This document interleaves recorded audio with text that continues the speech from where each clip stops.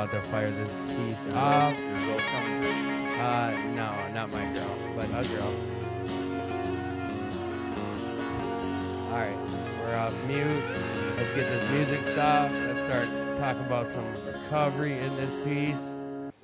Welcome back, everybody, to the 2218's Attitude for Gratitude weekly live podcast. Sorry about seeing my mug on the screen. You would think after 3 years of doing this, I would have that on a lock. But tonight, I guess I don't. So what I want to do is turn this up a little bit so you guys can hear me a little better and say welcome back, back. All right. I don't know why it's so quiet, guys, but we'll figure it out a little bit. We got some special guests that showed up tonight. We got a fella by the name of Carl M., who's all the way from North Carolina, coming to share some of his experience, strength, and hope with us. We've got Brendan. We've got Jen. We've got Darren that will be arriving shortly and telling some stories. What I'm going to ask of anyone listening is if if it sounds terrible, please let me know, for the simple fact that I've got air conditioners and fans running in here, so I can't tell how it sounds on your end, but if it is bad, we'll suffer through some heat, I promise, and we'll turn it all off. But as always, man, if you're struggling tonight, please reach out. I'm going to throw my phone number up here, and as I always say, like, you're worth the fight. Please just fight for yourself. You're worthy. If no one's told you today, let me be the first to say I love you, man. You're worth the fight, so please fight for yourself, fight for your recovery, fight for your happiness. It's out there.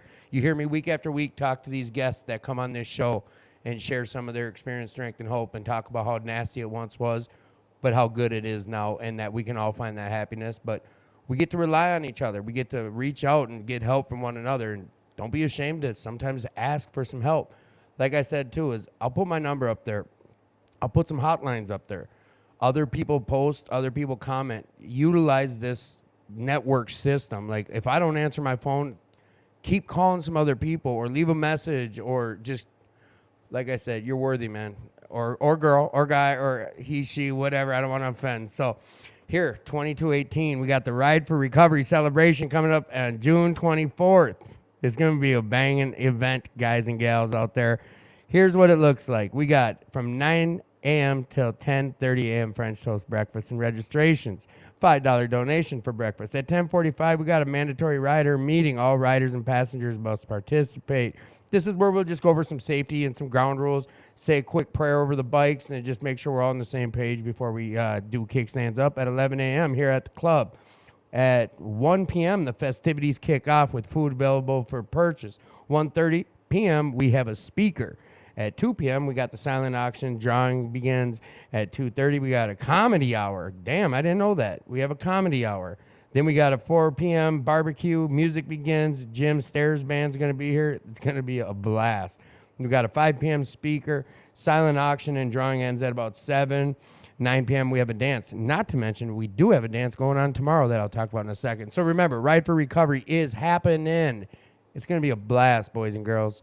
So come check that out. Brian and Kim, we love you.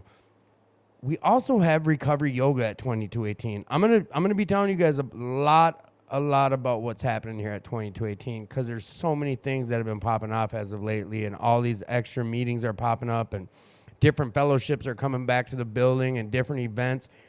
And if there's a mountaintop, that's where I'll be talking about this stuff. It's awesome stuff. 2218 with this new board that's here. They're Bobby, and just the board that's here now. They're putting in so much work and doing what they can to accommodate new meetings coming into the building, and working with people financially and helping meetings succeed. I can speak personally for the Phoenix NA meeting that started here throughout COVID. We talked about it a couple of weeks ago, but we ended up in the red about $2,500, almost $3,000. And over the last 6 months, they have been able to start donating to area and to other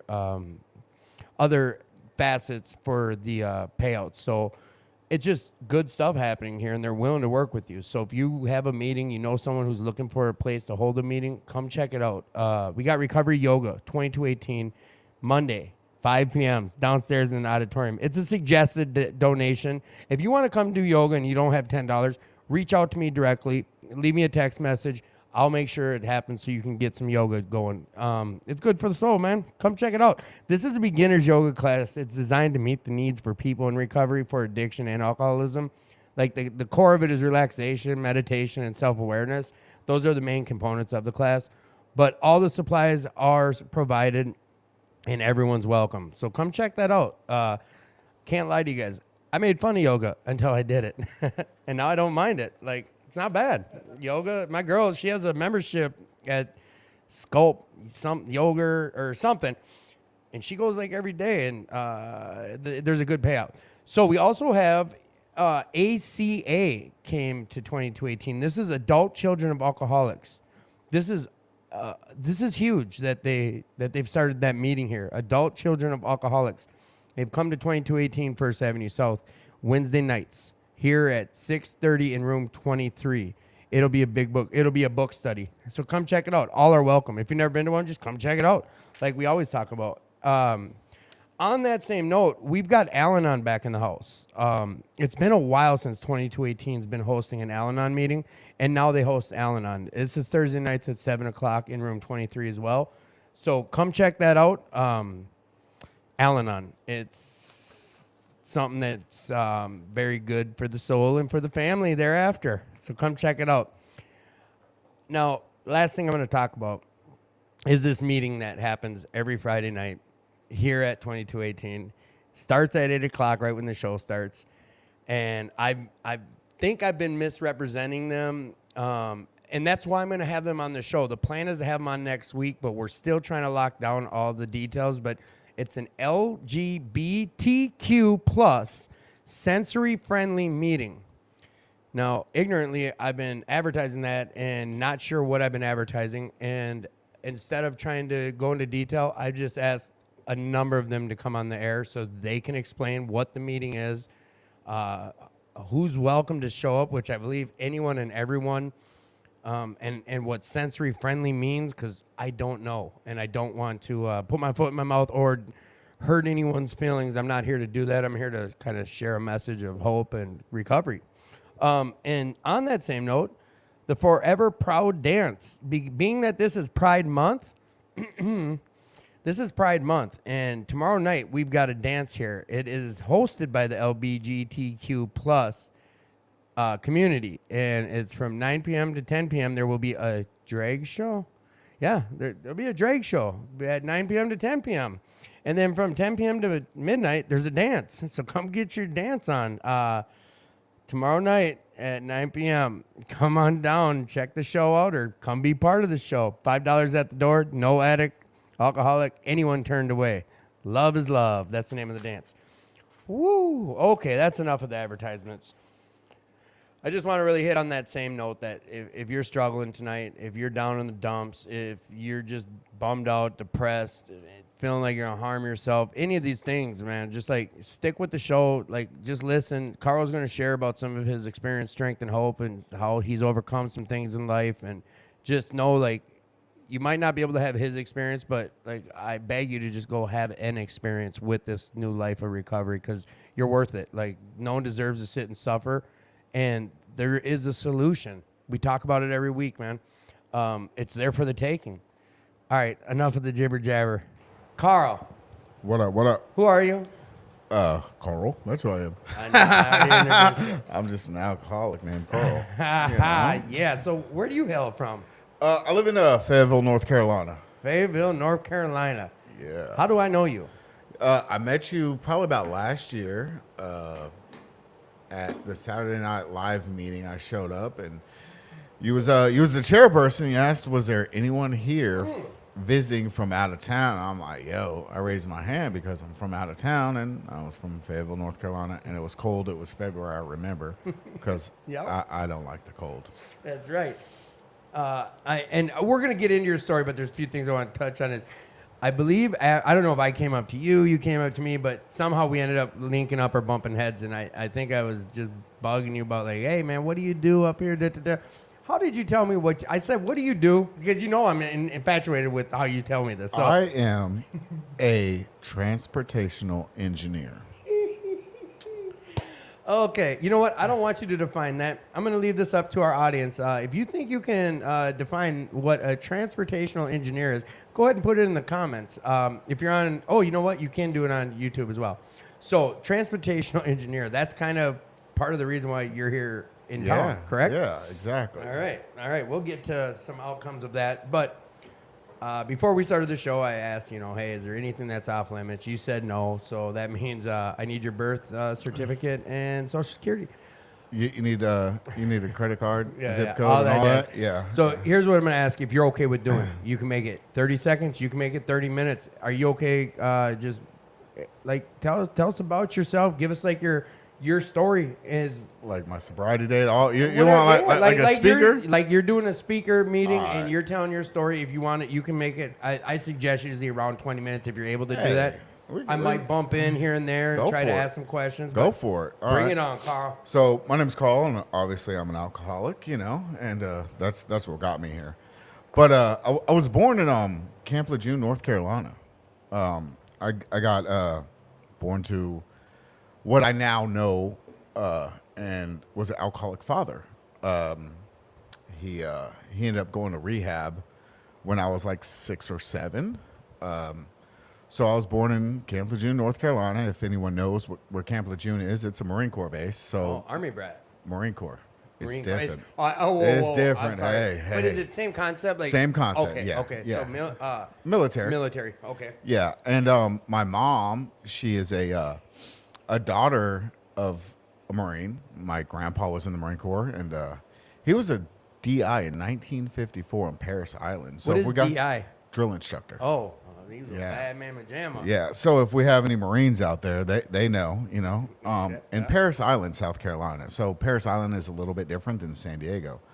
But about the age of 2, my dad, he got stationed out in Camp Pendleton, Oceanside, California. And that's where I spent most of my childhood. So at the age of 2, we move out to North Carolina. And then my dad gets out the Marine Corps. We move back to North Carolina. We stay there 6 months. And then we moved from North Carolina back to California.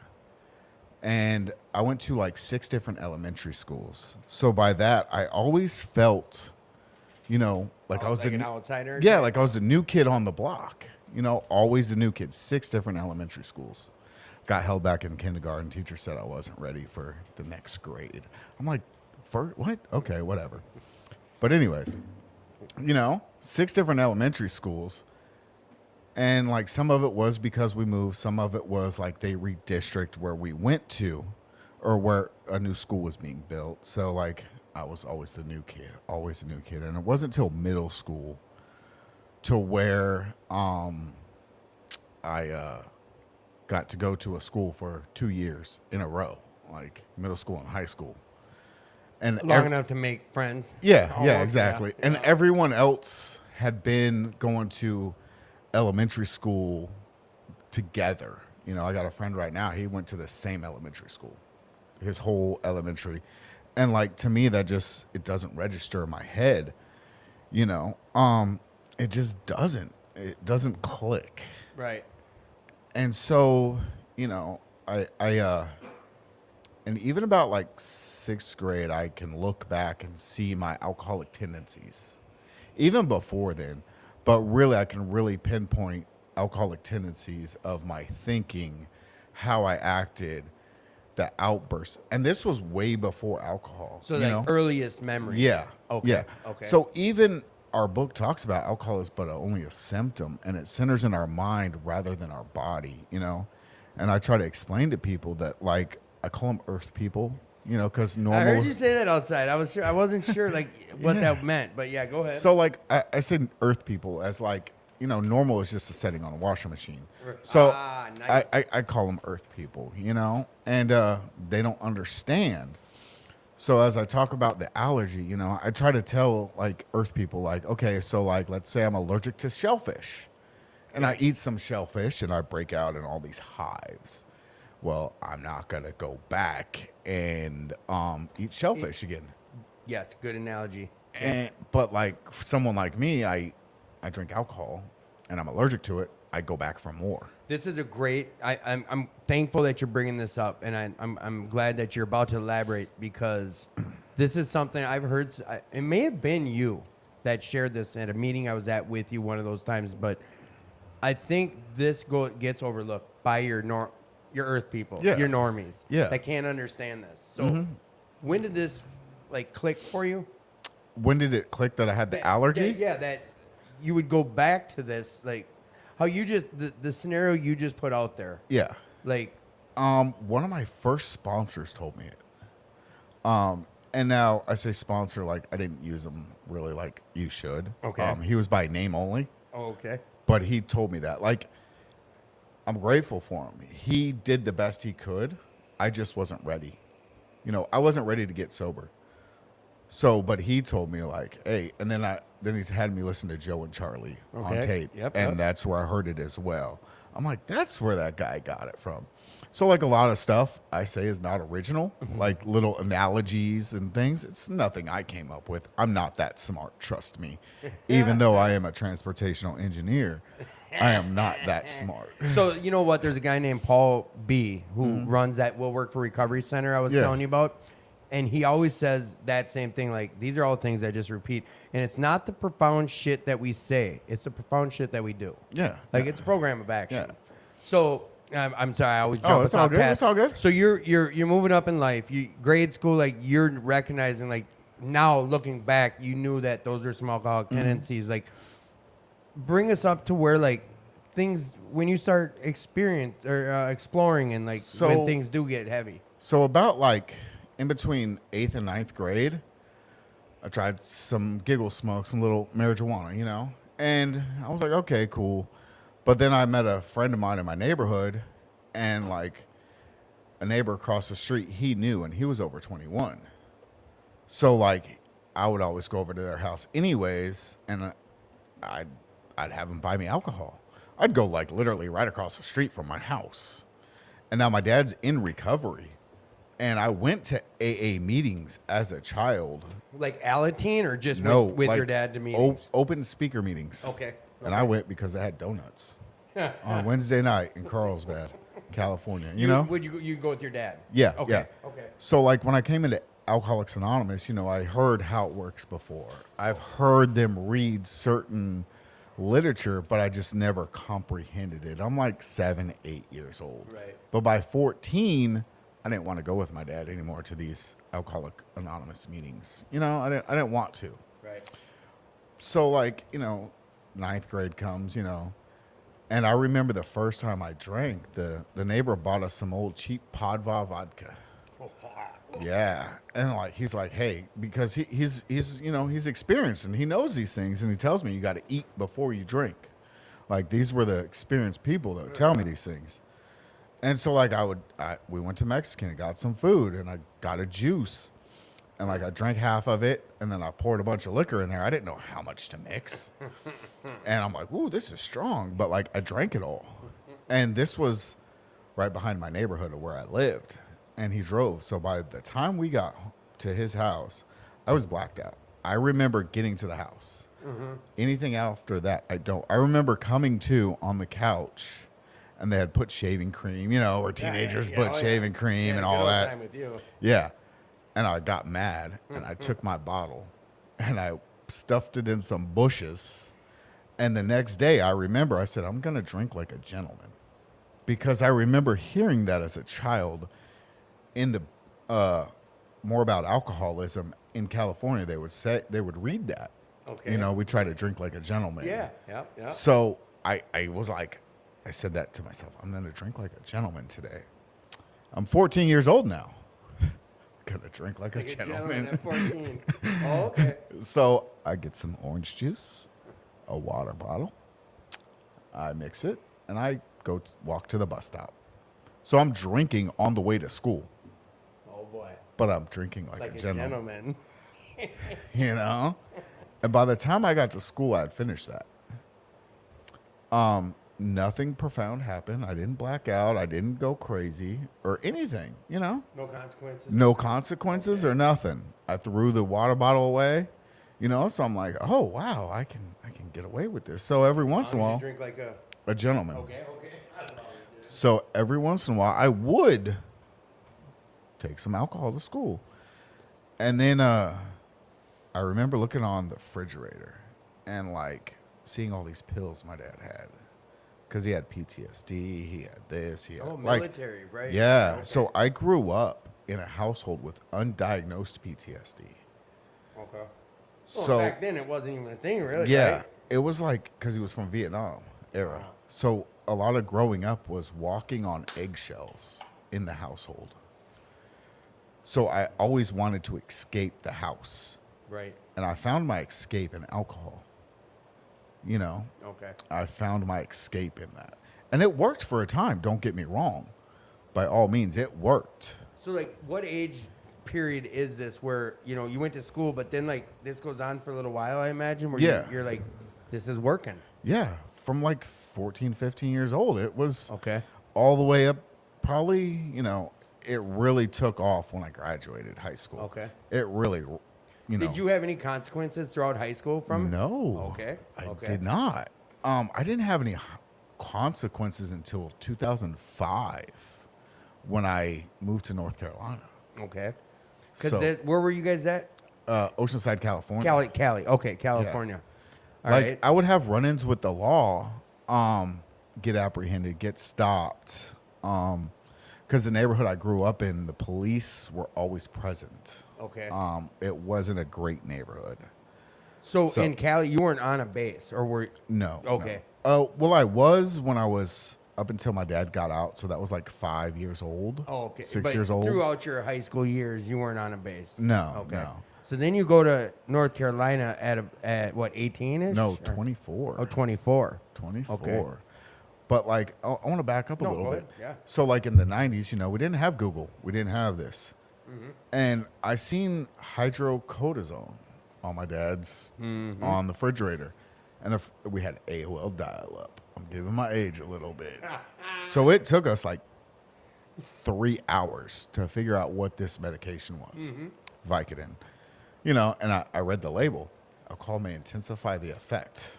I'm like, oh, this is great. Let me drink and pop a couple of these.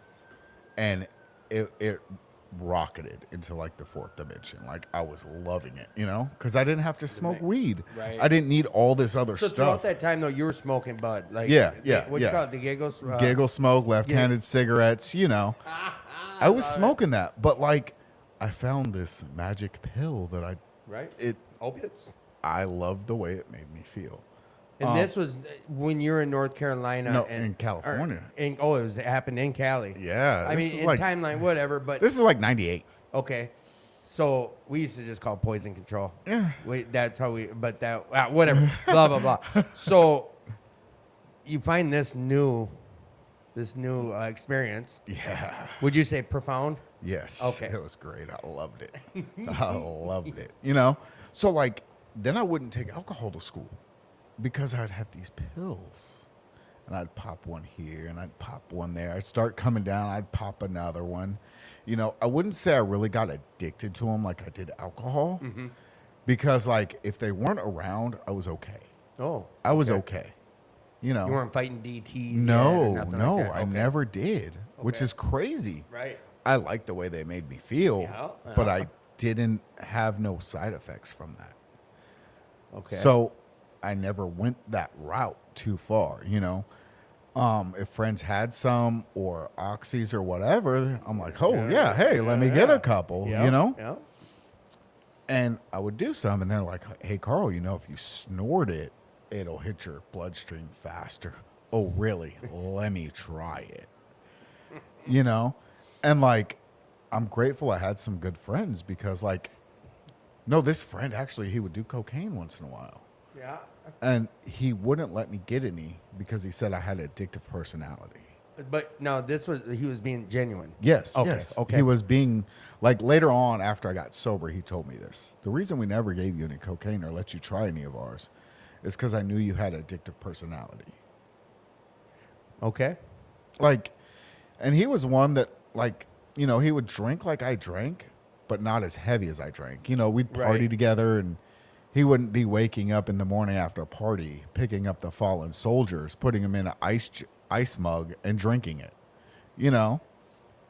So like that's how he was. He was like what you would call in our book a heavy drinker. A heavy drinker, okay. Yeah, you know, like he could take it or leave it, you know, but like when he went on a binge, he went on a binge.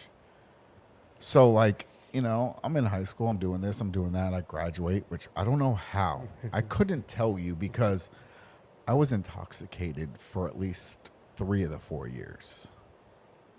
You know, to the point where my second semester, we had 6 classes that were hour long. I only had 4 classes that were TAs. I only needed 4 classes. So I'd leave school, walk down to the bus stop and smoke, giggle, smoke, and wait on the city bus because I didn't have a driver's license, you know. I didn't take driver's ed. So, like, there's effects right there not produced by alcohol, but those are, you know, some things that I couldn't get a driver's license because I wouldn't take driver's ed because I was... Always fucked up. Yeah. Or that was more important to you. Mm-hmm. Okay. Than getting a driver's license. Right.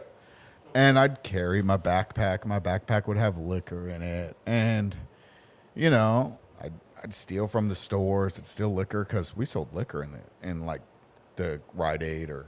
Mm-hmm. Yeah, down there they do it in gas stores everywhere. Yeah. So, like, you know, and I had a job, and I'd get jobs, and I'd lose jobs.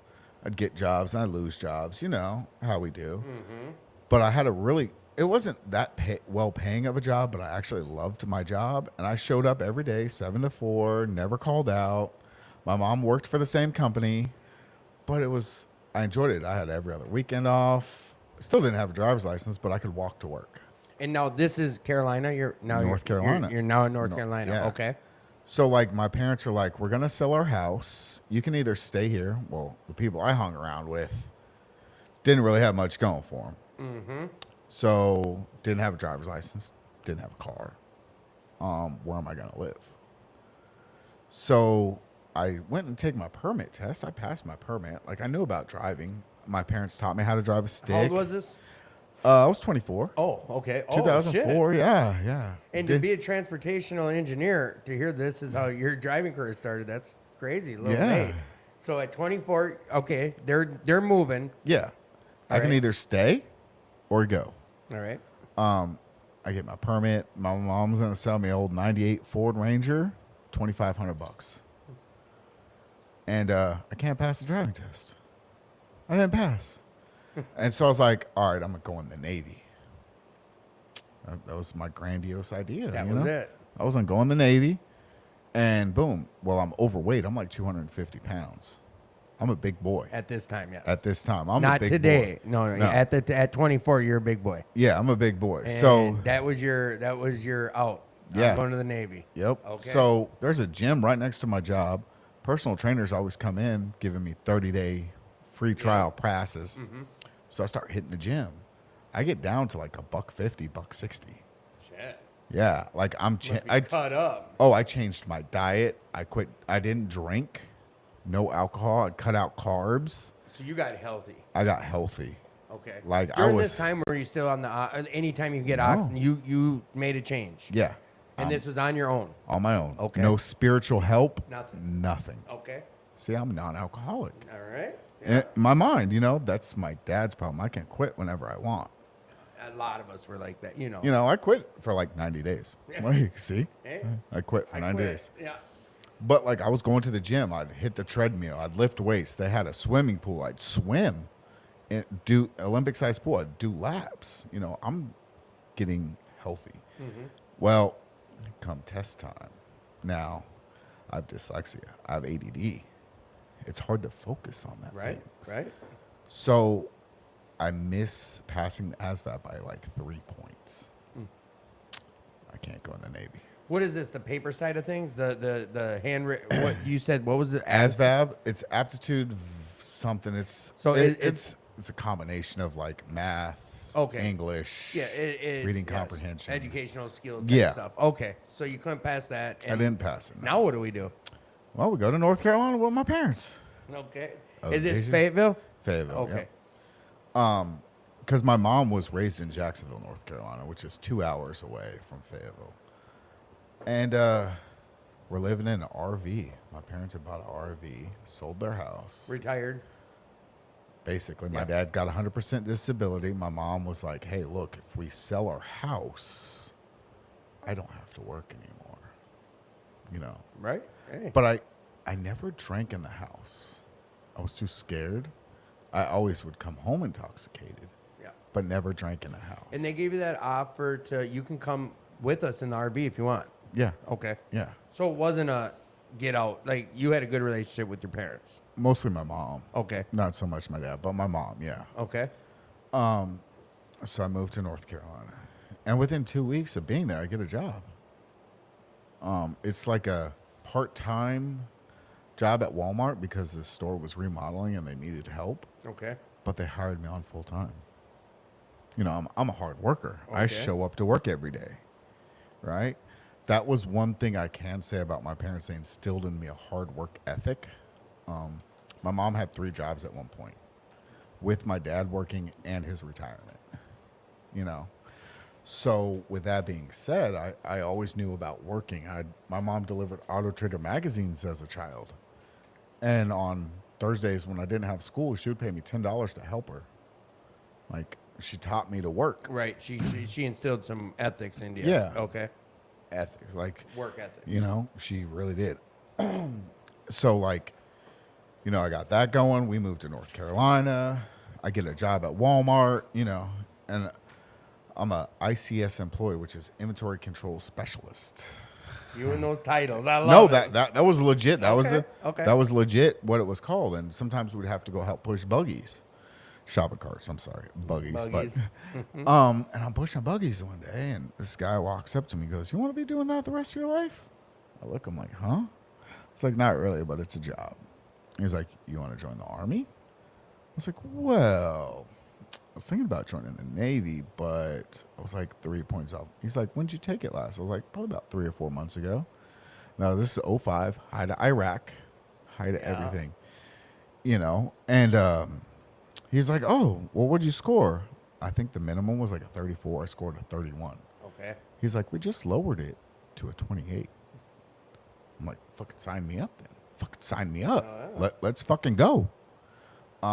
So I go to MEPS. I do duck walk, physical, urinalysis, fingerprints, all this stuff, right? Mm-hmm. Swear in everything. And I'm leaving for basic in 2 weeks. A week later, it's my birthday. I turned 25. And at Fayetteville, at these fine establishments, on Wednesday night, one had $2 you call it. Okay? It was my birthday and another friend's birthday. And right next door, they had 25-cent pitchers of beer. Well, this friend of mine turned 21. He passed out and was throwing up in the, you know, Yeah. the bathroom. I get him to my car. And I'm like, "Hey, I'll be right back. I'm going to go say later to these guys." So I go say later, and they order another pitcher. I'm like, "Well, heck, I can't let y'all drink that alone. I got to help you." Yep. And I can see perfectly fine, and I'm not really that intoxicated because I remember every moment of this night. Okay. So to me, I'm not intoxicated. Right. That's my logical Yeah, alcoholic it's our brain. thinking, right? Yep. And I forgot to turn on my headlights, and I'm like, "Oh, I forgot to turn on my headlights. Let me turn it on." There's a cop right there on the other side. We turn down like I'm going to his house. I get that blue light special. We're not talking about Kmart. I blew a .17, 0.17. and I wasn't even drunk. In your brain, Yeah, exactly.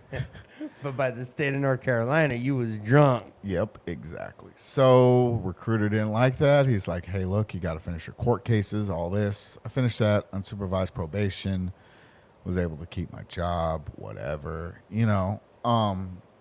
And What, Army cycled you out, or? pretty much I had to finish all this stuff, and then I could have took the ASVAB again and then go in again. But I was just like, you know, fuck yeah. Done. And so like I go to this outpatient treatment place to get my license back. All the MAD classes, all Yeah. the stuff. Yes. And needless to say, I was intoxicated at every class and go to one of these fine establishments every night. So there's that, right? Mm-hmm. And we finish up or whatever. And, you know, time goes along and I'm working at a hog plant where they, you know, you got pork products coming out. I'm a jack driver. And I remember very clearly, like, hey, have you been drinking today, Carl? Like, no, not today. That was last night. You know, I'd get up at 4 o'clock in the morning. Well, I wouldn't go to bed till like 1 o'clock and pass out, you know? Mm-hmm. And I forgot to mention my sobriety date is the 15th of September, 2010. Okay. Good stuff. So- Good stuff. That's 20. That's 12 years, 13 years coming up on. 12 years. Coming up on September. What is the date? 15th of September. I think I had it on my phone. But okay, so yes. We're So, going. like, you know, I say I got, you know, the DUI in 05. And my sobriety date is until 2010. Okay, so we got 5 years of fun still. Yeah. So, like, I'm still running wild. Like, it is full blown. You know, I leave Walmart. I go work at a hog plant for better money.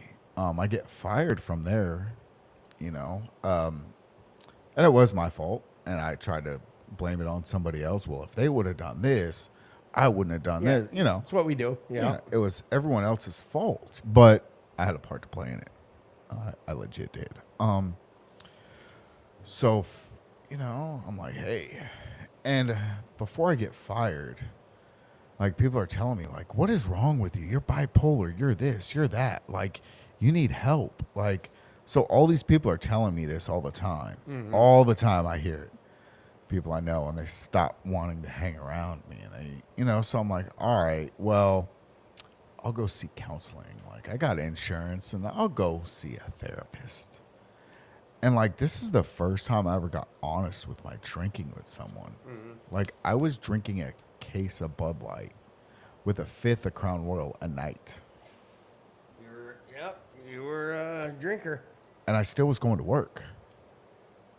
That became the new normal for you. Yeah. I say I was functioning. You know, I wasn't an alcoholic because I wasn't pushing a buggy.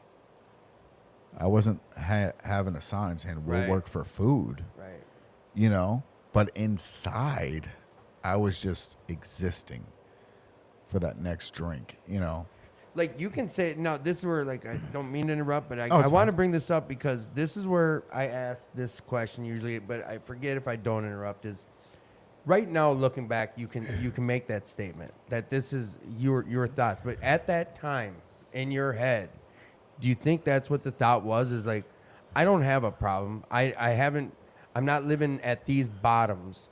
I'm not living like those type of people that my brain says are alcoholics.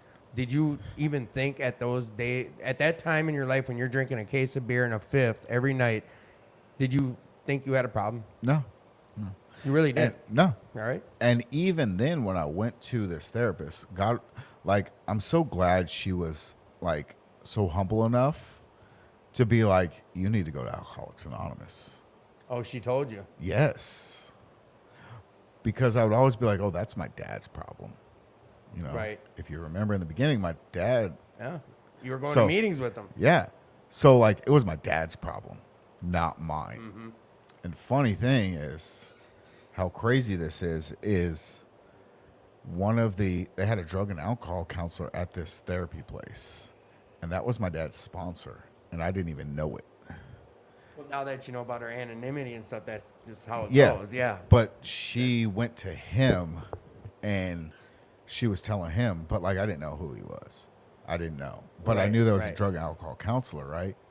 So, like, I'd start going to meetings, right? You know, I'd hear people say, get a sponsor. Get a sponsor.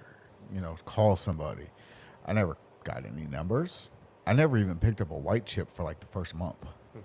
You know, I'd go to meetings. I'd go home and drink. I'd go to meetings. I'd go home and drink. So you were like, to be able to look back now and where your brain's at now, overseeing that situation, were you doing it to get help or just doing it because someone said this is what you should go do? You I know was what doing I mean? it because someone told me what I should do. Okay. Okay. Like, you know, she's like, and I got tired of hearing her on my back. Like, Well, you should go to yeah, AA. okay. You should go to AA. Well, and like you said, like that what prompted you to see her, it sounds like you had people, oh, Carl, you're bipolar, you're this, you're that. So you made the choice to go see a therapist or psychologist or whatever. Therapist, yeah. And then she said that, so you're like, I'll give it a shot. But you're still tipping Yeah. them back, and Yeah. okay. It wasn't right away did I go. It was probably like a month after seeing her and hearing her once a week. You should go to AA. And it sounded like my mom in my ear. And like, I love my mom to death. So like, you know, she's passed away now, but she had the opportunity to see me get sober. Nice. But I got tired of hearing this lady. So like, I'd go to meetings. It was a 5:30 upstairs at 6. I'm gonna do a plug. 604 German Street. That's where I got sober. Central Group. They still going? Yeah, it's the oldest AA meeting in North Carolina. And I forgot to mention that at the beginning. You know, real quick, a shameless plug. It's not even a plug. The Alano Society of Minneapolis does have a vision statement, and it's to be the premier Alano clubhouse serving the community by offering support, strength, and hope to those seeking recovery and their families. And this is the world's longest running Alano club. So this place that you got sober at, they still meet. There's still meetings. So I should have told you this before, is plug the shit out of it. Yeah. So if someone's in North Carolina, Fayetteville, where do they want to go? Where do so you like suggest? this meeting is old school. Like you don't say you're an addict. You say you're in an AA meeting. You say you're an alcoholic. Yeah, singleness of purpose. They are old school. Their noon meeting, like I still get nervous going to that noon meeting because of those old timers. And I just want to sit there and just listen. Like, and if I speak at that meeting, like I feel like my voice is cracking. Really? Yeah, because just how much like, so You can't even pay for that type of experience. yeah, it's really good. And I used to go to the 5:30 and it was upstairs. And this, if I'm not mistaken, this is the only club in all of North Carolina you can. That's not my home group anymore. Okay. But so like I got sober there, and there was a guy, you know, there was a lady that I worked with at Walmart was like, you need a sponsor, you need a sponsor, you need a sponsor. So finally, like, you know, I'm going, I pick up a white chip at a meeting, you know, finally I pick up a white chip. Mm-hmm. Like, oh yeah. You know, I go home to get drunk or whatever. That's a 20. I mean, when we Like- say like a white key tag, that's your 24 hours a day. Okay, a 24-hour chip. Yes. You know, international sign of surrender, we call it, because it's white. right. You Okay. know, so like I'm like you know, you think of surrender, right? Mm-hmm. You think of, you know, you're in war, and The white flag. And you know, yes, you wave the white flag. Yeah. But like, I'm gonna give you an analogy, right, of surrender. Okay, so you're in war, right, and you're like, all right, I'm gonna surrender. So you put your gun down, you wave the white flag, you sit on the curb, and you wait for someone to tell you what to do. Okay. You don't go up and be like, oh, I surrender. Let me go pick up the gun because someone's gonna shoot you. Right. Right? Well, with us, we surrender and we're like, oh, I'm gonna go, you know, take this back, you know, like with the third step, you know, or yeah, you turn your will and your life over to God. But like, I take my will back sometimes, and when Carl takes his will back, it's not so nice. You know, I'm ginger and like, hey, but like, so I finally pick up this white chip, right, and I don't know which way's up, down, left, right. Everything is just, I got like a teenage kid and everything is just whatever, right? So I pick up a white chip and then I go drink and I'm drinking and I end up picking up another white chip and I picked up a bunch, let's just say that. So you were getting honest though. You're like, listen, yeah, I'm 24 hours again. yeah, exactly. Okay. And I ended up in the hospital again because I popped some pills and drank and did some other stuff. Like, you know, ended up in the hospital. Okay. And this guy, I still, like, in my backpack that I carry the original big book he gave me. And I'm sitting there in the hospital, and he's like, since you're not doing nothing, read this. And throws a big book at me. And I can't read, like, understand any of it. And then pick up another white chip. And then I think I get like 6 months, almost a year, and I decided it's my birthday and I'm going to go drink. I'm like, he was my sponsor by name. Okay. Like, you know, I maybe did step 1, 2, and 3, and then I'd go drink. Step 1, 2, 3, drink. You know, it's called the AA waltz if you didn't know. The AA waltz. Yeah. But finally, like, what hit home for me is I was at a meeting on Fort Bragg, which is an Army base. Keep telling the story. I got to let our other Yeah. guest in. So I now you made me lane train of thought. But no, I go to this meeting at Fort Bragg, and this guy, he gets back from Iraq or Afghanistan, and you know, all he said was he had God in his big book. That's all he had was God in his big book. And I'm sitting here like, man, I got all these things going on here, and I can't get sober, but this guy can. And so like, I get him to be my sponsor, and like he tells me, he's like, hey, look, you're gonna come over to my house once a week, and you can either get drunk, because I don't fucking care. You can go get drunk, or you can come do this once a week at my house. So I do that, you know. But like, he's a real nice guy, and we get to the steps, and we get to that fifth step, and like, it's at his house, and he opens up the sliding glass door, and he looks around, and he's like, you know, well, the world didn't fucking stop moving, and slams the door. I'm like, you dickhead. After you did your fifth? Yeah. Okay. He was a real nice guy. And you did a thorough fifth? Yes. Okay. But I'm like, this guy's really like that. But that's what I needed. I needed someone to put their foot in my ass, because the last sponsor was like, I'll give you enough room to hang yourself. So this is no pat your butt, No. no co-signing your shit. No. Real quick, in the house, we got, want to introduce yourself? Get close on that mic, as close as you can. Hey, Or as close as you're comfortable with. Yep, my name is Darren. Darren, welcome. Darren, this is Carl from North Carolina. Hey, How are brother. you? He's just in the midst of, now he's sober in his story. Yeah, now I'm sober. How Just about busted that? a fifth step. Yeah, you know. So how did that go for you with your fifth step? Like, I didn't feel no relief like everyone Really? talks about. I didn't feel it until I got to the seventh step. Like, that's for me when the weight of the world just came off my shoulders. That's where you hit your knees. Yes. Anyone out there who's not, because like I was telling you, we have a lot of listeners who just aren't in Narcotics Anonymous, Alcoholics Anonymous, any of these programs. They're just on the sidelines, just curious. The seventh step is humbly ask him to remove our shortcomings. Him refers to whatever you chose to have as a higher power. You can call him God, Allah, Buddha, Sky Daddy. Whatever. Like, it doesn't matter. And a fifth step is where he basically, you know what? I did a moral inventory, and I had to go tell someone about this moral inventory and put my part in it, and how, not just how the world had harmed me and done me wrong. I had to put my part and what part it affected me. And 90% of it was fear. Fear driven. Yeah. Oh. Like, what did this fear? You know, I'm driven by 100 forms of fear. And it goes back to, like I said, 6 different elementary schools. Always being the new kid, always fearful, you know? So no, this is where I was gonna. This is one of those questions that I write down for people, and you know, now that we got to this part in your story, and you said like you can recognize now that looking back, because back then you didn't know in 6th grade, 4th grade that these were alcoholic behaviors, but the correlation to finding yourself in recovery after working some steps. Did things click then? Like after your 7th step, when you said this way, or when did that click? Yeah, where you're like, it clicked a little bit more, and as I stayed sober longer and worked with a sponsor, he'd be like, "That's alcoholic thinking." Like, and people would tell me that's alcohol thinking. I'm like, you know what? You're right.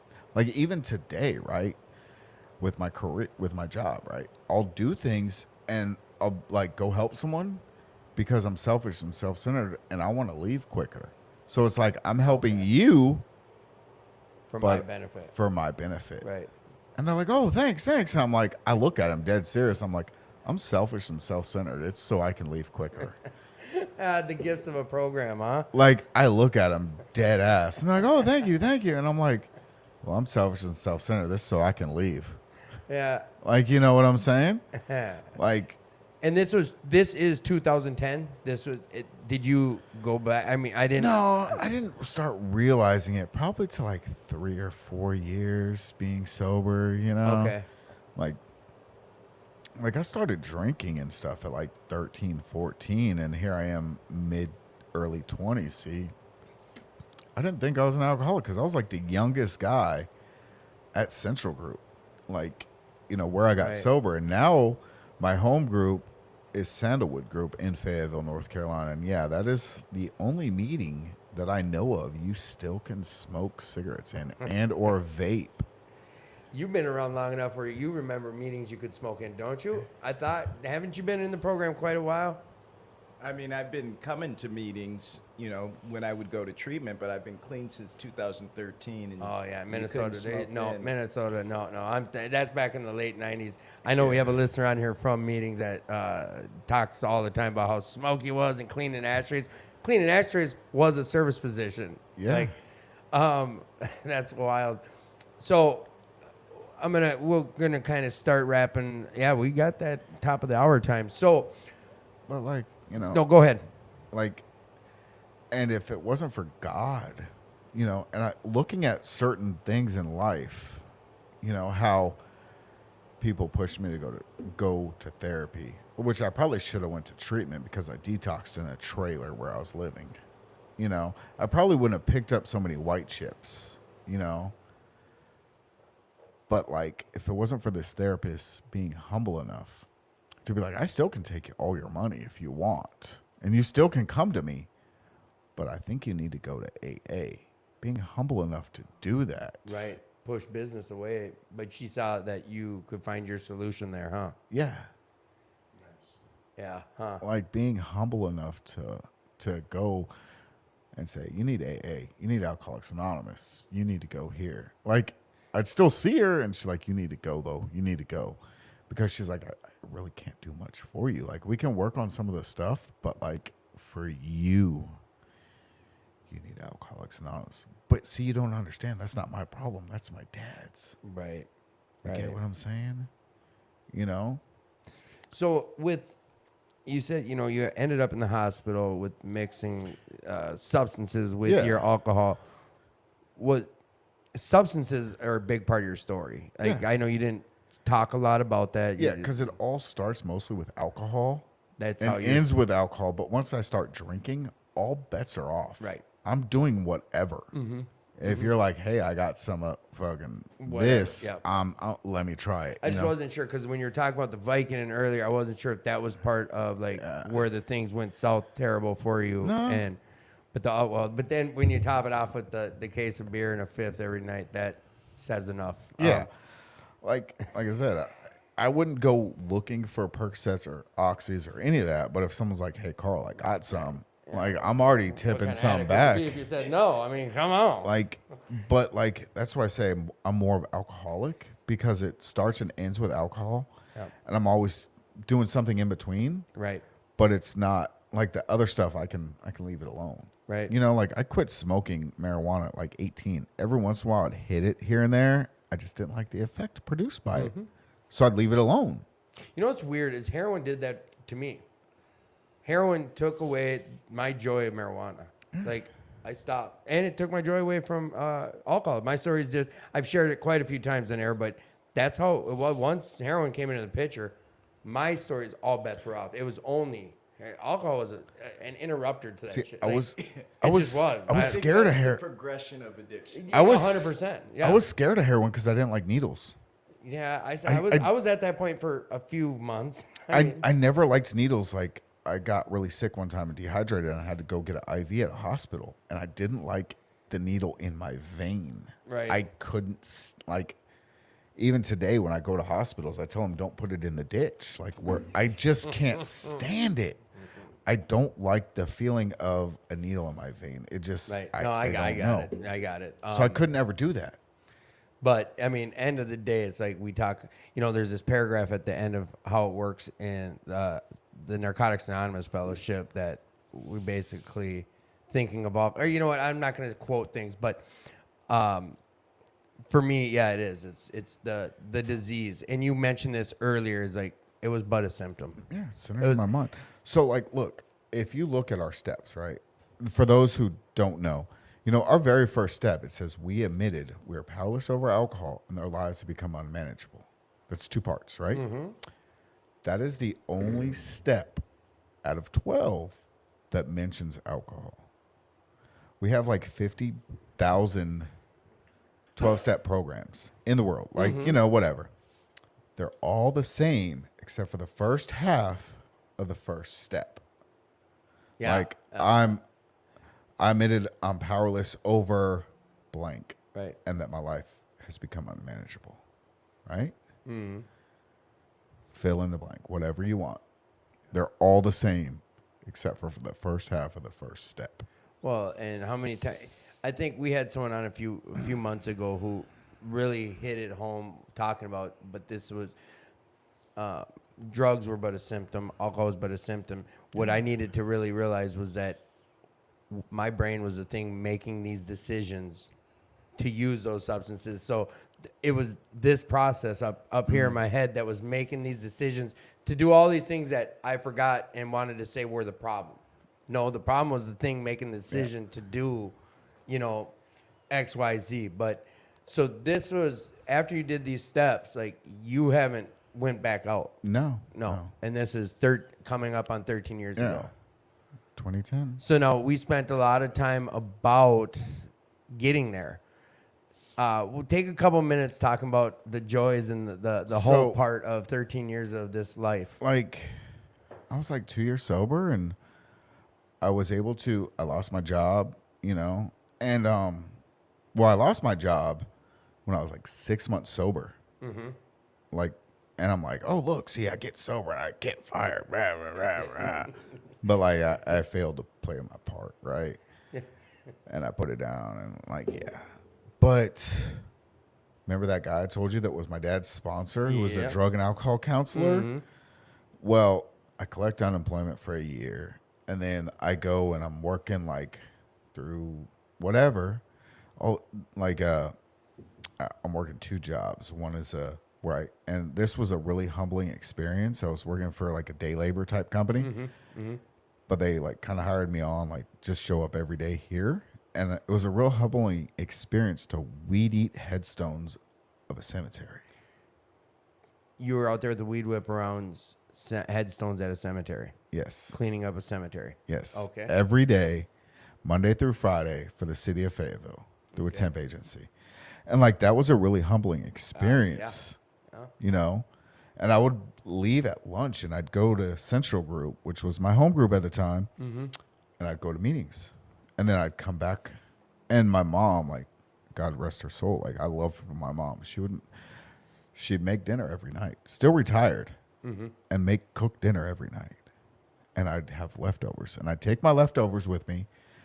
And Central Group, which is 604 German Street, was like 2 blocks away from where I was working. So I'd go to a noon meeting every day. Okay. Drenched, dirty, summer, weedy, grass stains. Heck yeah. You know, we talk about any lengths, you know? Mm-hmm. So, like, you know, and then this temp job ends, and I'm working at Jimmy John's as a sandwich delivery driver. And this drug and alcohol counselor guy, he's passed away. He passed away 9 years ago. My mom was 8 years ago. Okay. He was like, go to vocational rehab. Tell him you know me. I'm like, the fuck? He's like, go to vocational rehab and tell him you know me. So I go to vocational rehab. And I say, like, kind of what I want to do in life. And I can go to school. I can do whatever. And I was like, I kind of want to be a transportational engineer. Real quick, let's pause. Do you think a transportational engineer does? Come on. No clue. Sure. Tell the audience. We had a couple of guests. I forgot to tell you. No, you know what? Break it off. Go ahead. So transportational engineer. See, this is my alcoholic thinking at its finest, and I'm sober almost 13 years, right? And I love it because it sounds way grandiose than it really is. I'm just a truck driver. I loved it. I love it. Did you get to say that at SNL or? Where did you say? You said it somewhere. Afterwards, I think when we went out to eat or something, you're like, what do you do? I was like, I'm a transportational engineer. We were outside, I think. And you were like, what does that entail? I'm like, you really want to know. You really want to know. But I just do it just to see the looks on people's faces. Yeah, little Terminator timeline here is that I met him at SNL about a year and a half ago. Okay. And at SNL, they say anyone from out of town, and he was the one that stood up. I don't know. I gravitate to him. Whatever happened. However, we ended up going to get a bite after or something. And he's telling me transportational engineer. I'm just like, that dude's got shit going on. Like North Carolina, he must be big with this, that. My truck's in the shop. That's what it was, because something happened, you backed it, something, but truck driver. Damn truck driver. I love it. I've been stealing that line like, I'm a transportational logistical engineer. Yeah. I love it, dude. Transportational engineer. So like the state of North Carolina pays for me to get my CDL because of this. No hiccups with the DWI in your record? No. Nothing? Well, actually there was a little bit. After I go to truck driving school, no company wanted to hire me because it was like right on the cusp of that 7-year. Okay. But this one company took a chance with me. This one company. Pay wasn't that great or whatever. And I was like saying to myself, I want to get my 2 years experience. Foot in the door. Yep. I got my 2 years experience and I left there and I went to work as a sanitational engineer. You see? Garbage man. Yep, garbage guy. Garbage man. You see, grandiose, right? But then like, and that's when my mom passed away when I was working local. So like, see how God put me there, like to work local. And like, at first I beat myself over the head because like in my household, we never said, I love you. Okay. Growing up, it was like you showed love, but it never was really like stated like, I love you. Like, so I took off work this day and I dropped my parents off at the airport. They're going on vacation. I'm like, have fun. Right. And that's what you say to someone who's going on vacation. Yeah. Like, have fun.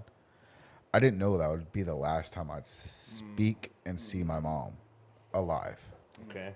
So that hit home. But what something my sponsor did is like, there's a grieving process. And I still was grieving. I still was like, man, I miss my mom. Man, And he tells me about the spirits, right? Because when you pass away, there's your spirit. And he's like, you got to stop grieving so much. Like, it's okay. He goes, but like you're confusing your mom's spirit. Because your mom's spirit only knows happiness and joyfulness. She doesn't know sad and pain. So when you're all depressed and down and sad about this, it confuses her spirit. So when you're happy and joyful, it really doesn't confuse her spirit. I've never heard it spoken about this way, and that helped. Did it help? Oh God, yeah. Whether it's me being who I am in my thinking, I'm like, whether it's a ploy or not, that's a great thing to say to someone who is grieving, in a way of helping someone get through it. I think. Yeah. So like, and I could see that. I'm like, okay, yeah. Because I was a mama's boy, but not like to the point where I was a mama's boy, like mama had to do everything for me. You know what I'm saying? Like I worked and everything, but I like loved my mom, and I had a close relationship with my mom. So that's where it hit home for me. It hit hard, but she got to see her only son get sober. And when I told her I was going to Alcoholics Anonymous, she was like, I knew you were an alcoholic a long time ago. Like, but she went to Al-Anon. So she had like a black belt in Al-Anon. Yeah. She's a black belt Al-Anon. Yeah, and when she passed away, she was like the treasurer of her Al-Anon group. So like, she knew, like, and she said she wasn't going to Al-Anon again because of me or my father. She said because of the way my sister acts and how she is. And she wanted that, like, to where it could help her, And I don't know. I don't talk to my sister. I don't know if she's one of us. I don't know. She has all the tendencies. I don't know what she does. I haven't spoken to her for I don't know how many years. We never got along growing up anyways. Okay. So it's like, whatevs, But, like, that's how God, AA, like, kind of helped me, my mom, Right. You see it that way. You see it that way now. Mm-hmm. That's awesome. And my mom was, like, hardcore. She was hard, but she was fair. If you tell me what's going on, I'll help you. if you don't tell me, well, then I can't. Right, can't help something I don't know. And don't come to me at the last minute and say, like, no. She gave no. it to you straight. Yeah. She was hard, but she was fair. Right. And that was the era she grew up in. You know, her dad being a Marine, retired Marine, Drill sergeant, World War II, Korea vet, drill instructor, and Paris Island. Like, you see, and she was the oldest of 4. She had 2 other sisters and a brother. So she, you know, she was hard, but she was fair. You know, old school, like, and I was more fearful of her than really my dad. Really? Yeah, I didn't want to, Like, she'd be like, wait till your dad gets home. My dad would put the belt on me, but I still was more scared of her. Right. And she was only 5'2", so. I love it. Like, yeah. So Carl, here's what we're going to do is I'm going to shift over to Darren for a little bit, because I have some common questions that I want to ask you guys, and I've gotten a couple throughout your story from our audience, and we're going to, if you're okay sharing some stuff. Yeah, I'm a little nervous, but I also want to say, brother, thank you for sharing, and I appreciate the fact that you shared that tool to get through some grief. Yeah. You know? That's awesome. Yeah. I always try to make a point of that because it was brought to me, you know? No, I think that's huge. That's something I will take now from what you shared. Like, I love it. I love the way he worded it. I love how it was worded to you, and I think that's an awesome tool. Like, and you hear so often, you know, in the rooms, how that is just such a major component in so many people's lives. No, you're good here. You Okay. can pull it as close as you're comfortable. And don't be nervous. There's only like 4,500 people listening, so you're fine. Don't worry. Only. Dude, There's probably like 60 6. It's you that's making me nervous, Oh, Tim. No. I do that. Like, don't No. even. It's just Also, us chopping man, it up. Yeah, man, this is a really nice setup. Thank you. And I came in and sat down, and Carl was sharing, and, you know, sharing openly and honestly, and Tim handed me a water and a Red Bull. Just very, very sweet. And there's candy. And there's candy. And there's candy. So, but when this is over, I'll take you guys up. We built a podcast room. Okay. Like, but there was some deal with electrical and the past board that we just weren't okay to be up there for that time. We'll be back up there, but we're doing our best. Yeah, man. Share this a is message. really nice, man. This is really nice. And I appreciate that. So I usually ask, like, is there anything off limits you don't want me to bring up during the show? But really, all I'm going to ask is, like, if you're okay with maybe a 5-10 minute experience strength club, just share about, introduce yourself, who you are, kind of how long you've been in the program. I went like an hour. But I asked, and that's all good. Like, it's because I sat and interrupted, and I bring up any questions throughout. But, like, if you're comfortable with just sharing, introduce yourself. Who are you? Like a 5-minute share, 10 minutes, whatever you're comfortable with. Yeah, I will do my best here. My name's Darren. I'm an addict. Welcome, Darren. Thank What's you. up, thank Darren? you. And we'll do our best not to interrupt and elaborate on it. That's like, honestly, you know how the show goes? Is like we're doing, like, I'll have someone share, and then, like, whether I interrupt or we just we just talk. That's it. It'll be far easier if it's just kind of conversational. And that's how it you know, goes. it's He was like, just make it like a story, like you're speaking. I'm like, you really want me? He's like, yeah. I'm like, all right. But I like, chopped in, and I bet Yeah. your story would have been maybe 25 minutes, but we started talking. And Yeah. now there's 3. Once Jen gets here, it's going to be, we just talk. We're So, gonna have a powwow. yeah, we chop it up. That used to be a big thing when Tad was here, when the show would start to be like, okay, we all look at each other. All right, let's chop it up. And that was it. And then it was go time. So Darren, you know what? I'm going to give it a little backdrop. Is like, we're not super close. You're a fresh start guy. That's how I know of you. Isn't that the name of that meeting, Fresh Start? Well, I mean, there's a bunch of different meetings. I've been doing a lot of service work for Usual Suspects. Usual Suspects. Yeah. My bad. I like that name. Well, we started a Phoenix NA meeting, and over time, things started kind of not falling apart, but I don't even know if someone approached you, but the meeting needed some experienced members, and I believe myself and maybe 2 other people were the only ones in that meeting with more than a couple years of NA experience, or people that had been in the program And I know you showed up and brought a lot. I think Murdoch was one. Well, I mean, that's kind of like the nature of the program. Yes. Is everybody gets a term. And my housemate Murdoch was stepping up and being of service at that meeting for a while, and then Yes. circumstances changed, and he couldn't attend any longer. And I knew that there were so many people that were coming to that meeting, so many newcomers. Right. And it seemed like after the pandemic happened, the treatment centers were no longer busing people to different meetings.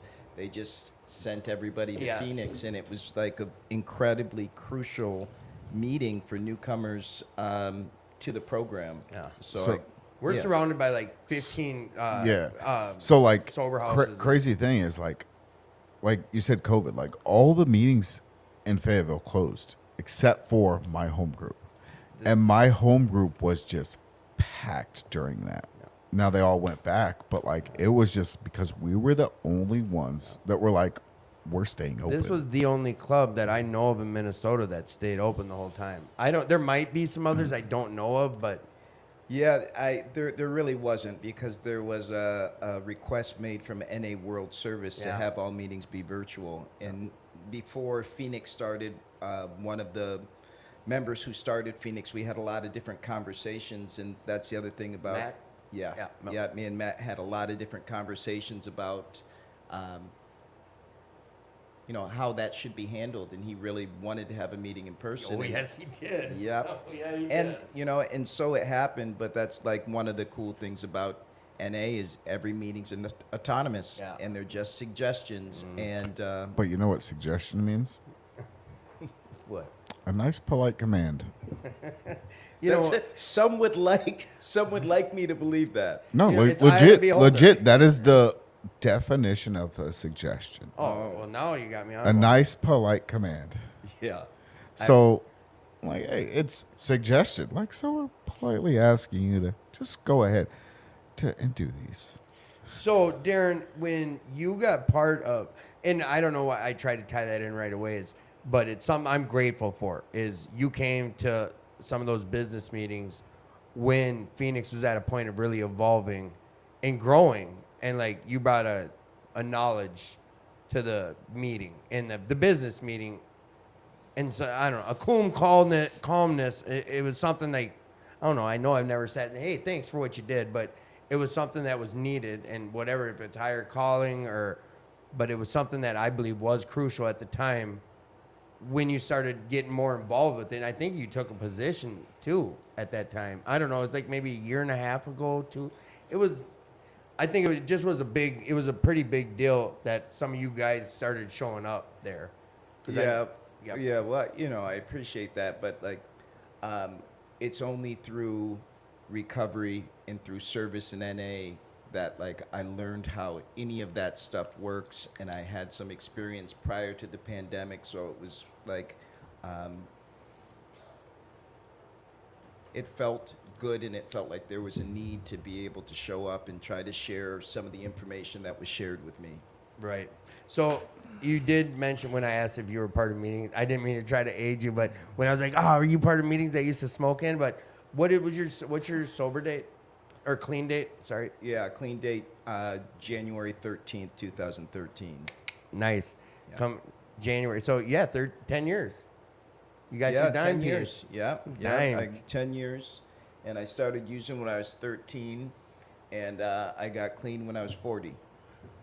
Nice. Well, not nice, but nice. You got clean. You found it. Yeah. Well, you chopped. All right. So hey, wait, real quick. Sidetrack. Who's in the house? Jen. B. Welcome, Jen. How did the recital go? It was awesome. It was. Yeah, they I- put on a good show. You stayed to the end, right? I did. Good. I was gonna feel bad if you left early. You knew the way I felt. All right. So you stopped at 40. Like you got your career in. Why'd you stop? I mean, it was at the end, man. I was periods of homelessness, periods of extreme degradation, losing all my teeth, multiple broken bones, and just and I was done. And at that point, I was going to kill myself. And what I had planned on was I was going to cop and go and use down by the railroad tracks, and either I'd OD on the railroad tracks or I'd nod out, and then the train could run over me. So real quick, just to explain to all of you guys, I kind of alluded to it outside, but some of the questions I'm going to ask you guys might seem pretty silly. And like, of course, Tim, like I stopped because it was at my bottom, but we do have listeners that aren't in the program, people that are on the fence, that people that have no clue about what we do. So I do ask some questions that to us are just like, well, of course, like, they might seem mundane or they might seem like it's a no-brainer, but bear with some of the questions of like that, like, well, why just stop? I meant to precede some of my stuff with explaining that, but I'm just going with the flow, brother. Just all right, good. you. I know, but that's what it is. Because factually, we do have some people I know that are on the fence. Like, do I even want to get to recovery, and why, or just all facets of life. I had someone ask me, like, is it all right I'm drinking when I'm listening to your show? I'm like, do you? Like, whatever. Yeah. If you're listening, awesome, man. Check out some of the meetings we talk about. So, like, life got bad, huh? Yeah, life got bad, and I will say that prior to life getting bad, in the very beginning, drugs were the best thing that I'd ever found.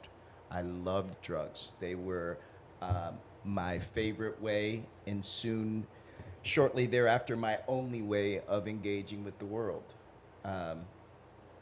And I think even when I was little, there was a discomfort in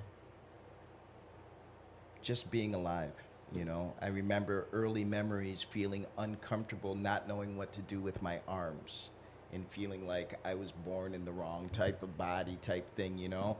Carl alluded to that, like you just didn't. Was it a deal where you could say like I didn't feel like I fit in anywhere? Oh, absolutely, Okay. absolutely, and you know, so consequently, you know, I had incredibly rich kind of fantasy life, and you know, drew a lot and read comics and played Dungeons and Dragons and all that sort of shit, you know. A nerd.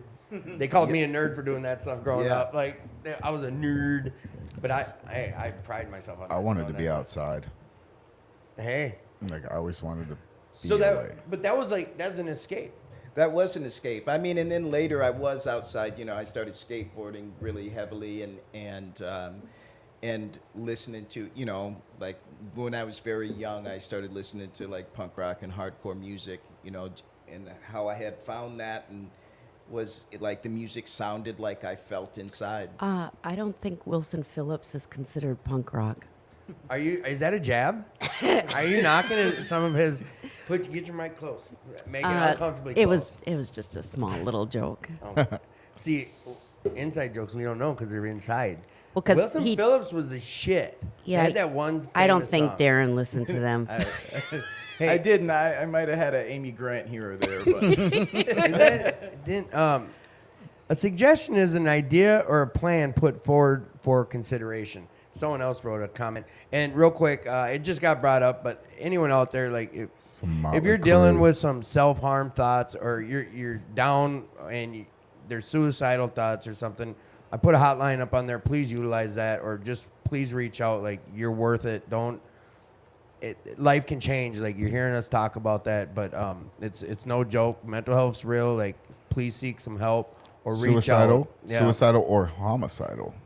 Either way, just Darren brought up something about the end of his use, and like I said, just please utilize this hotline if you're having some bad thoughts. yeah, thanks for mentioning that. And it's, you know, and that's something I can, you know, share a bit more on. But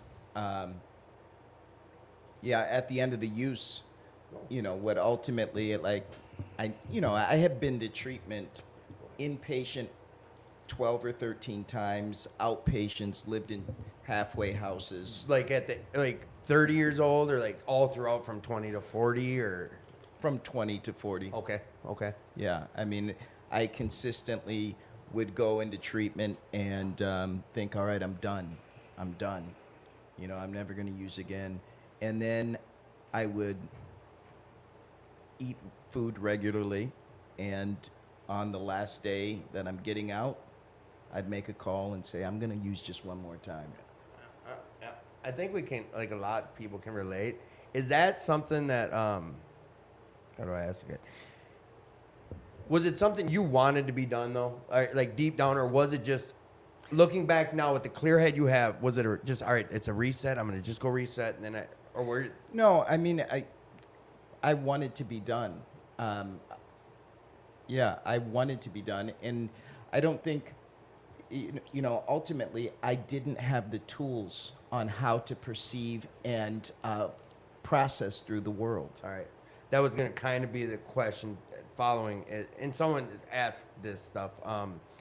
Is that where you think a lot of, maybe not the word breakdown is a good one, but you got out and like you said, like just one more time, but if you had some of the tools that you've acquired in this last 10 years, it's those tools that can help us get through those moments of thinking just one more.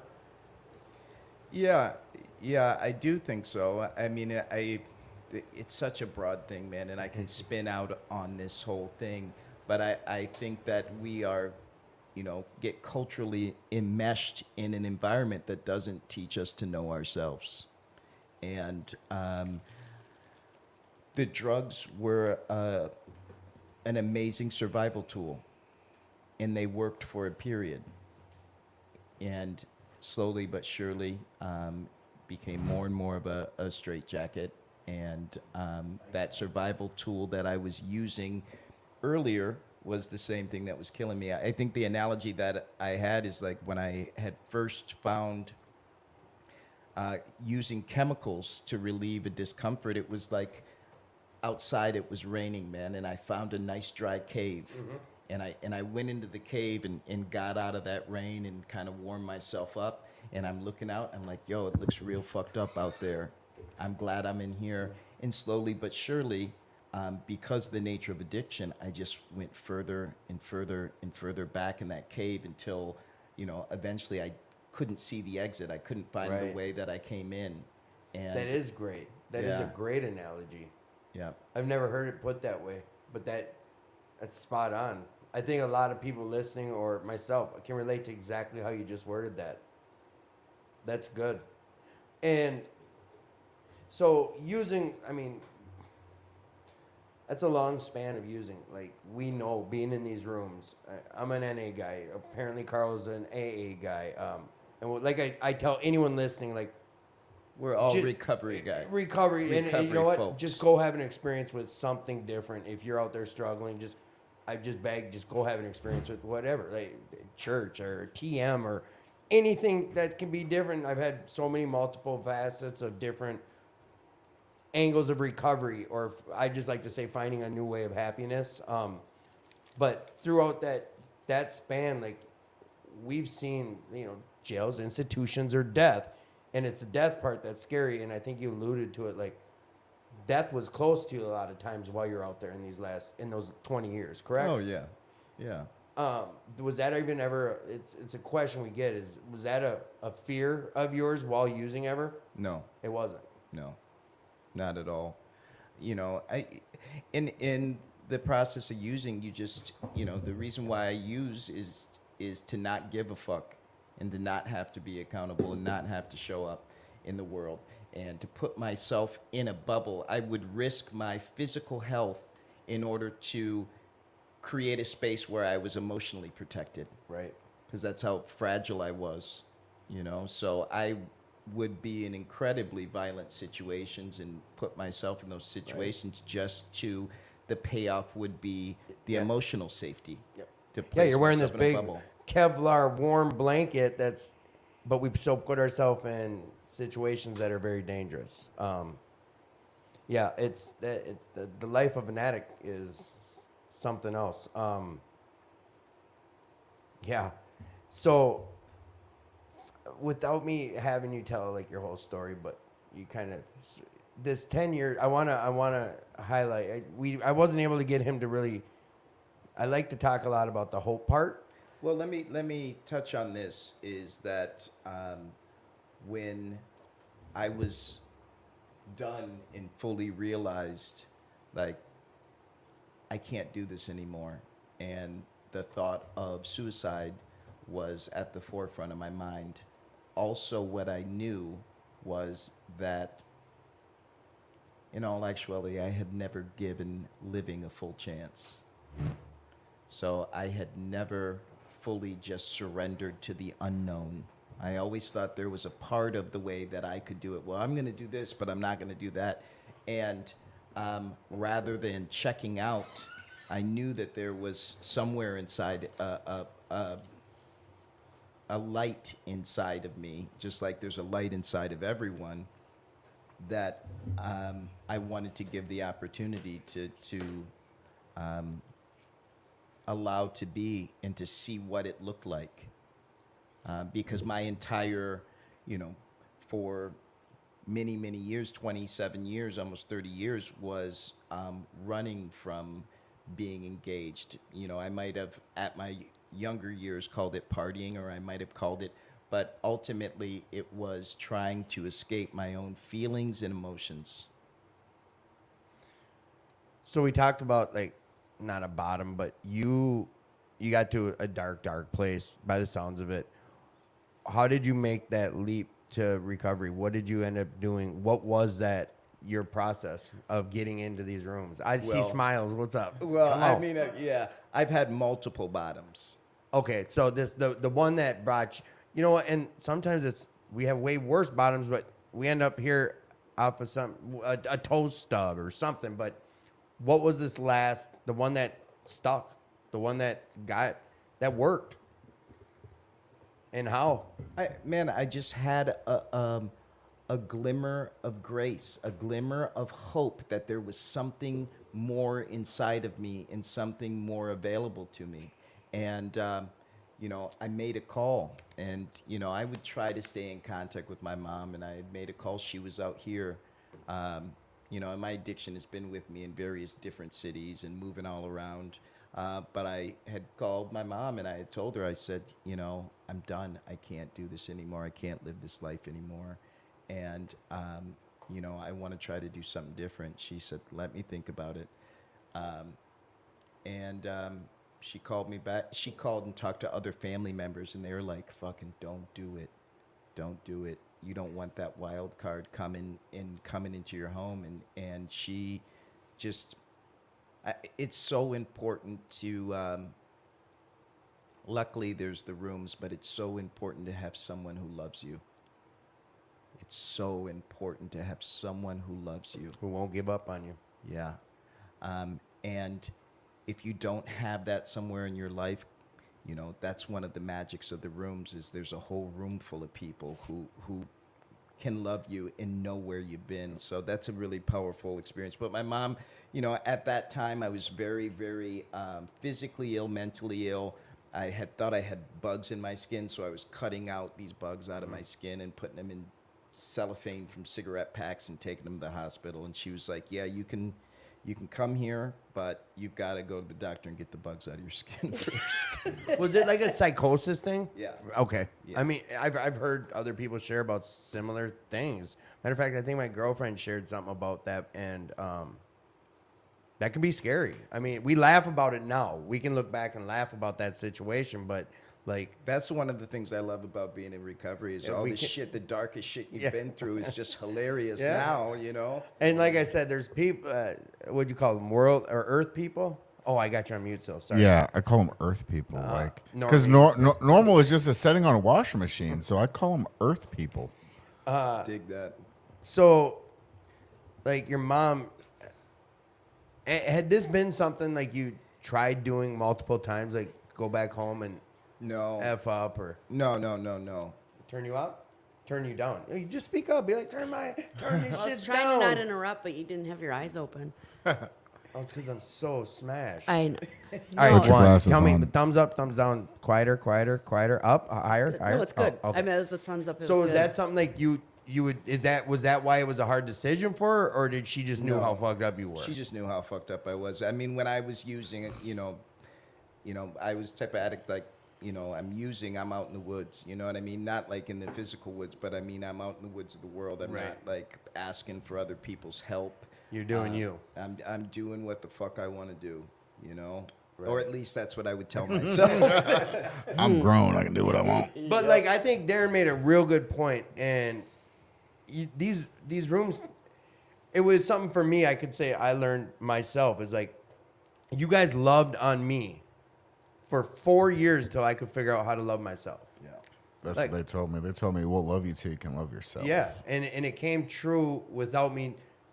I mean, I never hated myself that I could sit and say, oh, I hated me. But I didn't realize how I could love myself. And it was like somewhere around 3-4 years. Go ahead. Let me also say that I've heard that, and I didn't fucking believe it. And Neither when I did I. first came into the rooms, I didn't trust anybody. I didn't Yeah, like share that anybody. shit, yeah. I didn't like the rooms of recovery. I thought it was bullshit. But the one thing that I knew was that there were people who had been to the same places that I'd been to, and worse, who had found a new way to live. Mm-hmm. That's all that I knew, and I trusted that much. Had to show me. Yeah.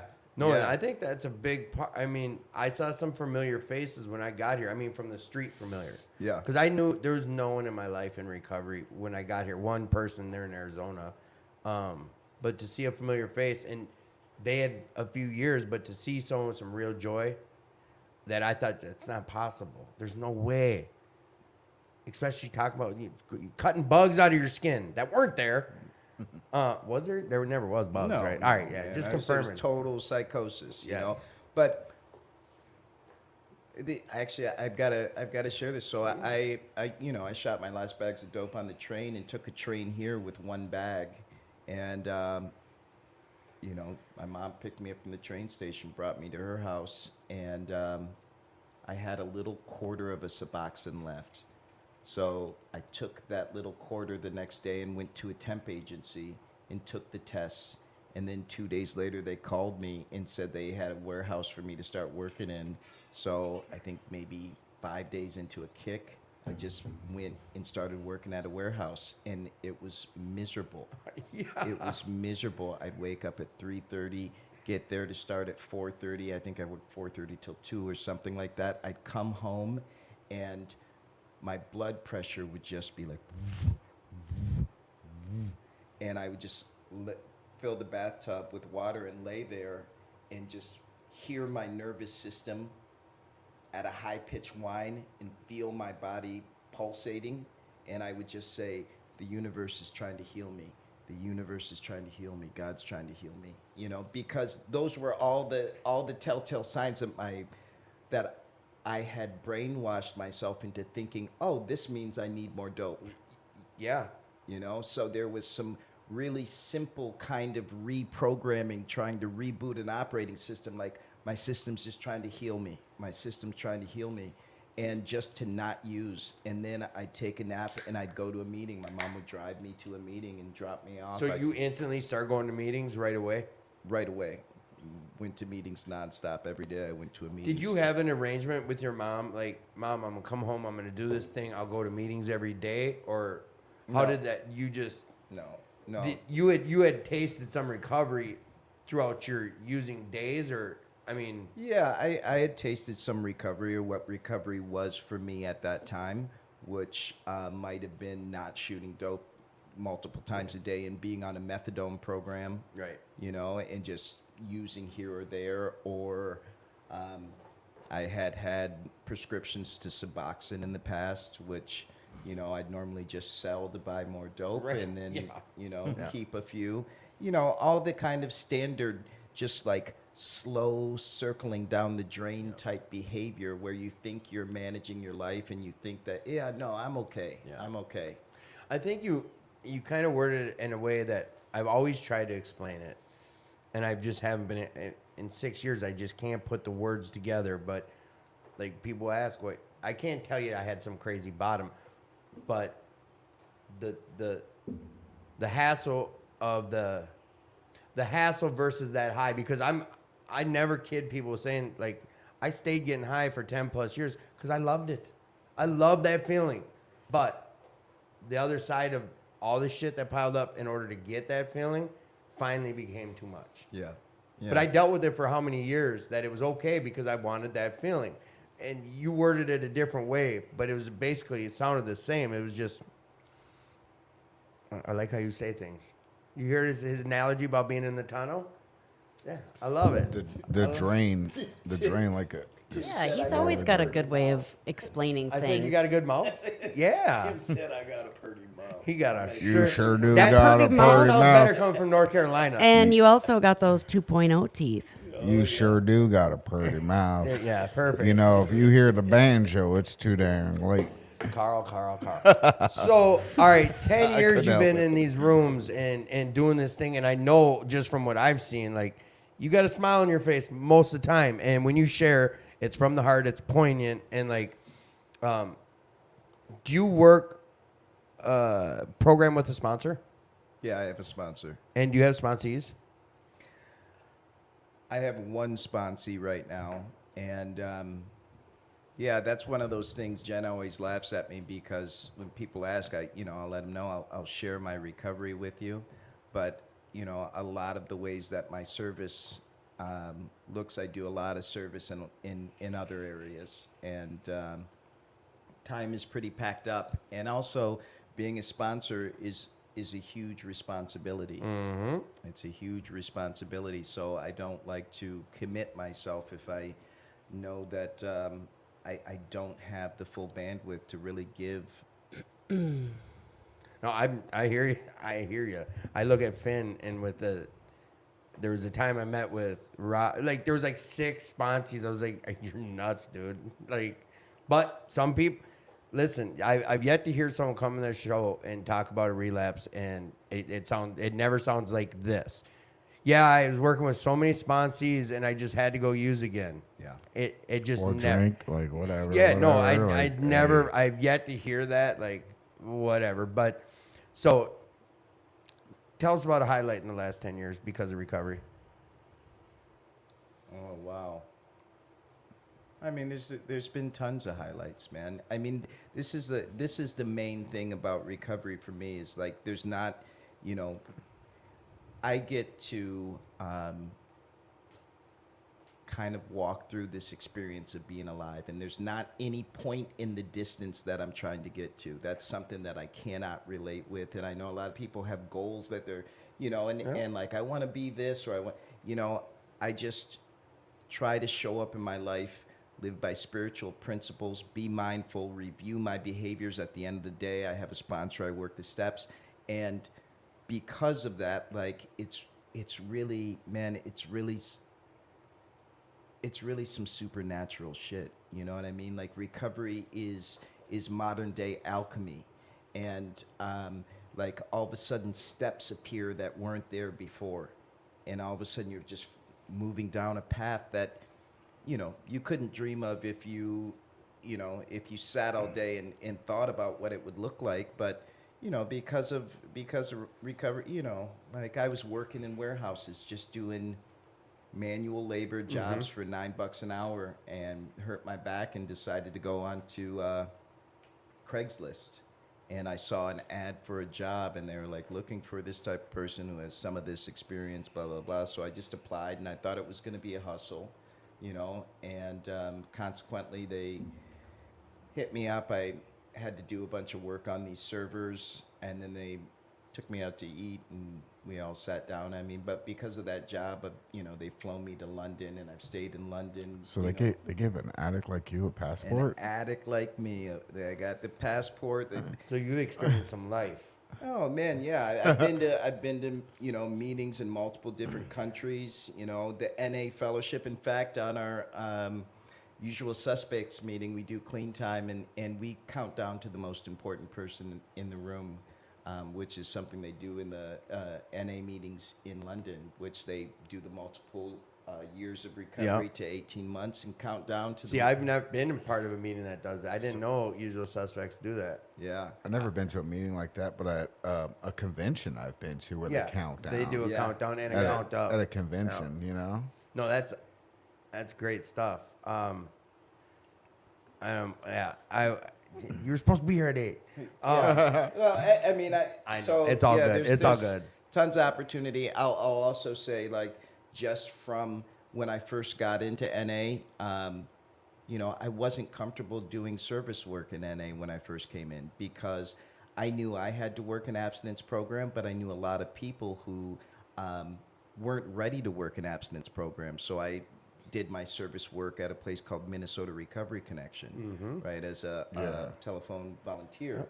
And from there, you know, they had contacted me about being on the peer advisory council. So then I chaired the peer advisory council, and then I moved to the board of directors. And, you know, currently I have the opportunity where I chair the board of directors at Minnesota Recovery Connection. And all this stuff is like experiences that just have shown up just from trying to make the best right decision and to learn what I can and to be of service where I can, and opportunities appear, and it's really amazing.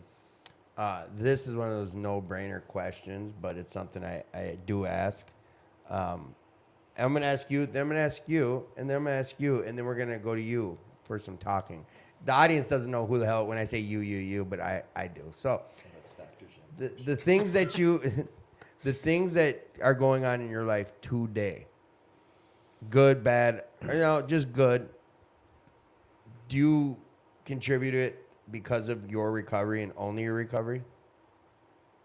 Yeah, 100%. I mean, everything that I've got going on in my life today is a result of my recovery, and they're tools that I use to guide me through my recovery. So I've got a lot of service commitments, you know, MRC, I got a weekly radio show that I do, I got service meetings, service commitments at meetings, but all these are, you know, all these things are just ways that I can fill up my time and be of service, so that when I lay my head down at the end of the day, I know that I've shown up to the best of my ability. So they're all just little life hacks. I mean, and like some people will say doing service is like, you know, some sort of like, you know, the Spirit guided me to be, you know, and that's great. That's great. For me, it's a life hack, and it's a way for me to get out of myself, and because sometimes I'll have to show up and do these things, and I don't fucking want to do it, you know? But it forces me to get out of my own way and just show up and be present. So yeah, no, everything in my life is 100%, without any question, a result of my recovery and the guidance and the support and the love that I've received from the recovery community. Well put. Who are you? I'm Jen B. Hi, Jen. Welcome, Jen. Jen is a returning guest on the show who we have referenced multiple times since then on the air. Oh, yeah, I talk about your service work here at the club, whether you're doing it anymore or not. I don't know. Are you doing the planter boxes again? You know, they haven't asked me to do the planter boxes, but somebody else has taken over, and they have done just a fabulous job. I was waiting for you to just be like, and it's so terrible. They need me back. No, it looks great. I thought that's why you were the one doing it. They No, look so good. the problem with the planter box is they have to leave the hose off, and they need to be watered because they're full sun, and they didn't last very long last summer, so it's difficult because it's a long way to get the hose turned on. No, I know. I remember there was issues with people taking showers in the middle of the night with the hoses. I get it, but they, shut it off when you're done because it ran into the basement and flooded it. Yeah. So Jen, like I said, was on the show in the past, and I have referenced stuff with the medical side of things. You and I think Ruth and someone and Finn, and because we always get lots of medical questions about that field, and you guys are my go-to, or I try to just regurgitate what you once said on the show, which isn't safe. So how are you doing? I'm doing good. I had a huge accomplishment this week. Could you please tell me about it? So I have been in the health service professionals program I had to enroll in that to get my nursing license back. And would you explain a little bit? Will you go deep into this a little bit? I can, yeah. There, let's go for it. So the state of Minnesota has a program for healthcare professionals, doctors, pharmacists, nurses, who have maybe been caught high on the job or diverting pain meds or writing their own scripts. And some, even have gotten like a lot of criminal charges. And this is a way to have a little buffer between you and your licensing board where you have to do a really a large amount of work and really prove to yourself over a long time that you are safe to have a license again. So for the last 4 years, every 4 months, I have a therapist, a psychiatrist, my sponsor, and my boss have to send in these quarterly reports on top of my own. And every day, 6 days a week, I have to call a phone number and see if I have to do a UA, and I get to pay for them. Yeah. And I just graduated from that program on Awesome. Tuesday. Let's go. Yeah. That's the button I meant to press. You know, Let's I go. meant to press that one. I don't ever have nightmares or dreams, but when I do, it's about forgetting to call the color line color, because well. if I don't call by 5 o'clock, it's shut down. And so it's just the first thing that I do. And, but that has been like kind of Yeah. those are the only nightmares that I have is that I forgot to call the color line. Well, and that was like, I know when you shared that on the air with us, like I was not infatuated, but I was really interested in that, and we started getting a lot of questions about it because there's a lot of people in the recovery field that are in that line of work. And, Yeah.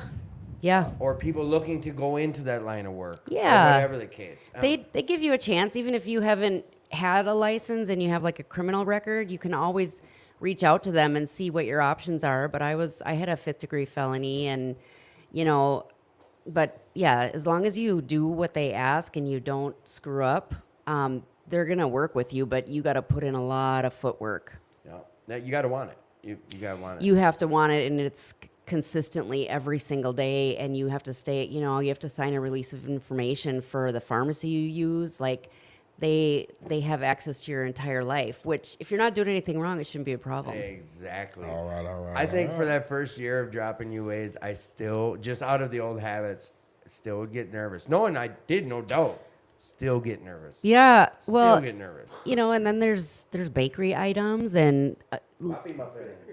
there's Yeah. I had a few nibbles off a poppy seed muffin, and that cost me about $6,000. Yeah. What, For- fighting it and I had to get a lawyer, a hair follicle test, 2 hair follicle tests spread out over a few weeks, and a fingernail drug test, and it delayed me getting my license back 9 months. But I was like, opiates aren't even my drug of choice. Why would I do that? It was just a trace amount of codeine, and it's just, it was unfortunate, but I did know I signed a contract. I just didn't think that the top of a muffin was enough to do that, and I was pigging out.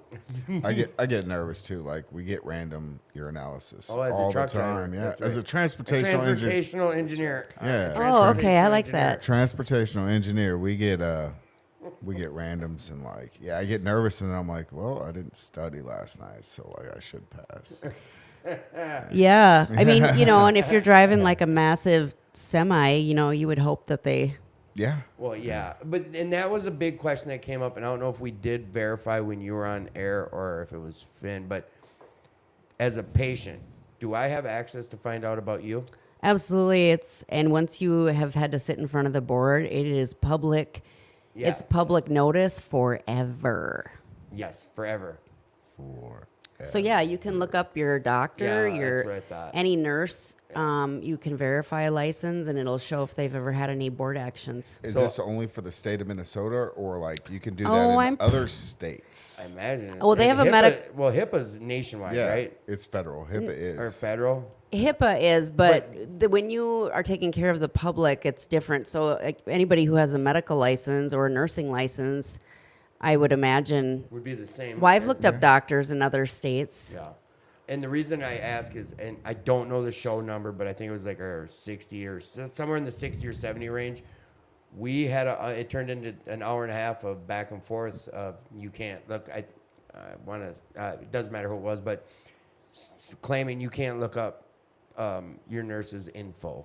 And If they've never had any action, then nothing. but would if be they on go in front of the board, there. it's public knowledge. If they had to be disciplined, yeah. And as a nurse, do you agree with that?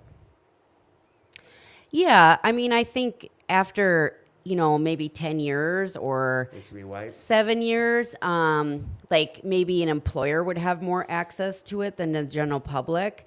But you know what though? Like, it happened. I can't undo it. Your criminal record is public knowledge. Anybody can look up your criminal record, but you know, But like, it is what it is, your- and your driver's license stuff falls off after 3 to 7 years. So like, why I can't? think that's state to state because Minnesota is not.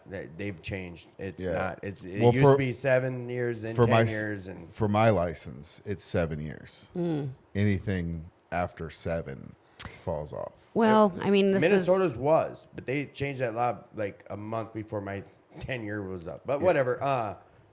I learned. You know what? Talking about like that wasn't my drug of choice. I still 6 years. I have a breather in my truck, and that was from heroin, and the breather does not detect heroin. right. You were under the influence of something. I get it. No, and I get it's the only way to police the situation, but That's ridiculous. Well, it's a But way. not. It's I what, really, if I 150 wanna- bucks a month it's, too. It cost me money, but you know what? Like No it's the mouthwash bet for I you. made. Yeah. And that's another one. Like the poppy seeds, I had left the gym and I had a dirty it's goo, and I was so scared too because it was dirty. Like it failed, and I'm shitting myself like, what do I do? And it gives you 10 minutes, and it was the middle of winter. In 10 minutes, you have to breathe again. I ate probably, I don't know, 100 handfuls of snow. I was so worried, like, oh my God, the mouthwash. So I passed it, but it showed a report of 0.0001. Like they get detailed. Whatever the case, I made my bed. For that one time or them 3 times I got in trouble, I probably drove 30,000 times, smashed that. I shouldn't have Right. been driving. You know what I'm saying? Like if I live in that resentment stage of this is bullshit, 6 years and I still have it, and I earned But you it. get to drive. And I earned it. Like I earned what I have going on today, and to me it's. I like it when, you guys are the interviewed people, not me. So you know what? No, when I give someone a ride home, I'll give someone a ride home from a meeting, and they know like whatever they know I've got more than a year or two, let's say, and they see I'm in there. I'm like, hang on, I gotta breathe. Like I'm not ashamed of that, and I show them like it's okay. Like this is fine. Like people live in shame of some of the dumbest, what I would think considered like some of the silliest things. Like you don't have to. Like life's good today. You don't. It all depends on their social norms too. As one of my Yes. favorite poets said, today was a good day. I didn't have to use my AK. Oh, listen. He's no poet. He's a kids actor. No. You know what? We had a comment here from a kid named Jacob. Says Darren is a heavy hitter. He's the heaviest hitter in the game. He don't play. He's a savage. Everything he says always hits home. Salute. Thank you, Jacob. That's for you. Yeah. That's Talk true. about heavy hitter. That All Jacob, right, he all got right, them. all hands. Oh, Got the yeah. You know what I'm hands. talking about now. All right, all right. Yeah. So Jen, more medical stuff questions. Go ahead. Yeah. Me Chu Su Chu. This came up with Finn, and I want to turn this into questions that I ask when I have medical people. Is, do you feel that? Not you. Well, I guess you could answer for yourself. But do you feel that coworkers?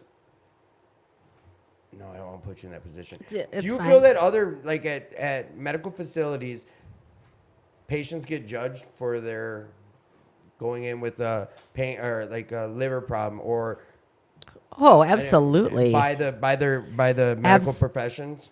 Absolutely. And, you know, I think some of it too is they're chronically dealing with it over and over again, like treating some of the same people, and it really shouldn't matter.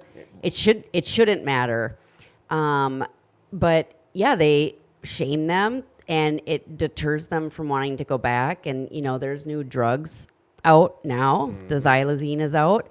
And people are getting horrible wounds from it, and they're not wanting to go in and get treated because, you know, they're going to make them sit for 10 hours. That's the big one that Finn was saying was he's like, I'm sick of seeing, I'm not quoting that he said coworkers. It just makes sense for me to explain it to people, but fellow nurses putting people at the back of the line waiting because of the reason they're there, which Yeah. Yeah, and you know what I can say in throughout my active addiction is that I've had some medical professionals that were assholes and treated me like shit, and then I've also had some that were some of the most compassionate and kind human beings that you could come across. You know, and compassion fatigue is real. Yeah. You Yeah. know, yeah. I experience it myself, you know, in the room sometimes, you know? Well, and I think a lot of addicts utilize the ER for medical care. I utilize it for another fix. For what- Right. I'm part of the reason that like my dad can't go get pain meds for his back. He has to jump hoops because of guys like me. I Yeah. know I'm the guilty party. Well, that's also from the drug companies too. Well, what you know what I'm saying? Like I know that I was Yeah. part of that problem. Like I played doctors like fiddles as best I could to get what I needed. You know, it's just You know, and you never know what they're treating back there either. I mean, right. obviously, I think the other like really important thing to note, man, is that in the past, I don't know, 10 years, there's been so much more of a movement of recognizing addicts as just sick people, you know? I agree with that too. I do. Well, the well, medical the facilities important have, people, their kids had to be affected first. but medical facilities are. You're right. I think like they're being whether they weren't aware before, but it's being brought to the sunlight or to the forefront more so. You know, whenever my clients come back and they say they were like mistreated or they didn't really ask the questions they had planned on asking because they just felt shut down. And I always ask them like, well, what was the nurse's name, and look at the paperwork, and then we call the Oh, like an advocate, you are.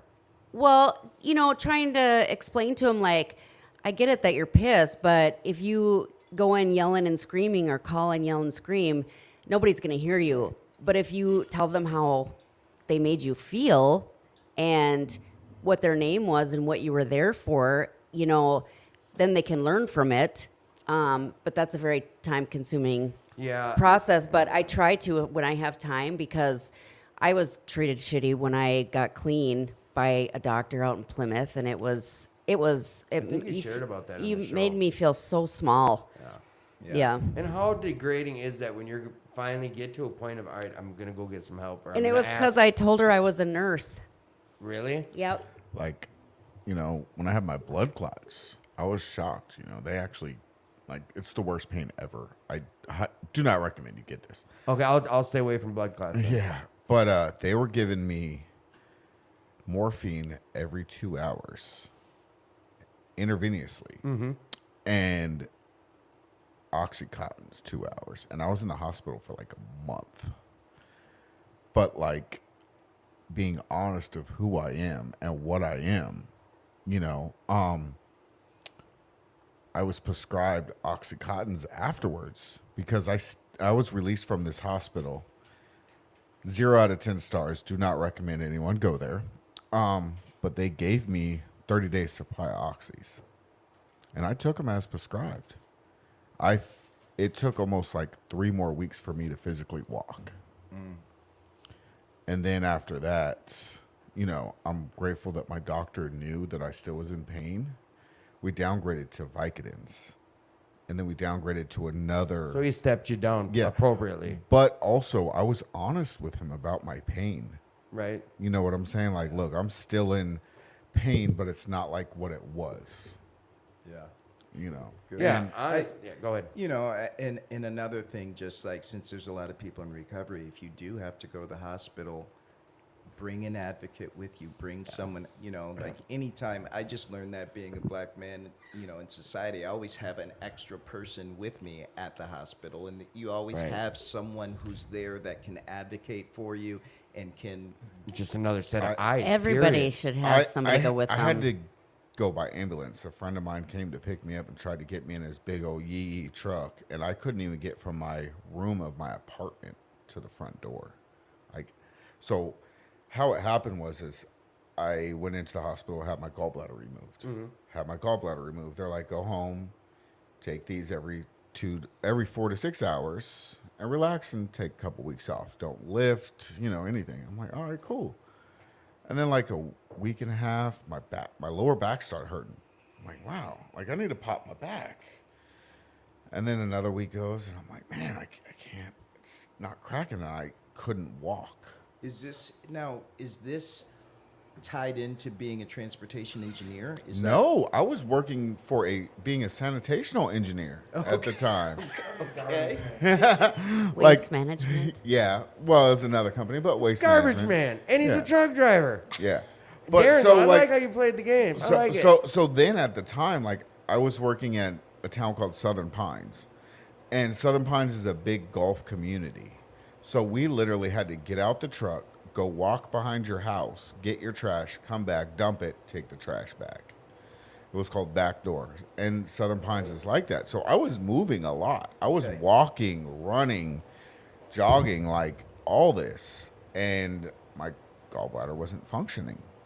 So I go in, have it removed, go home, take a couple weeks off, and I developed these blood clots. And they said, you'll know, my lower vena cava. I developed a blood clot. Come to find out, it's in my heart.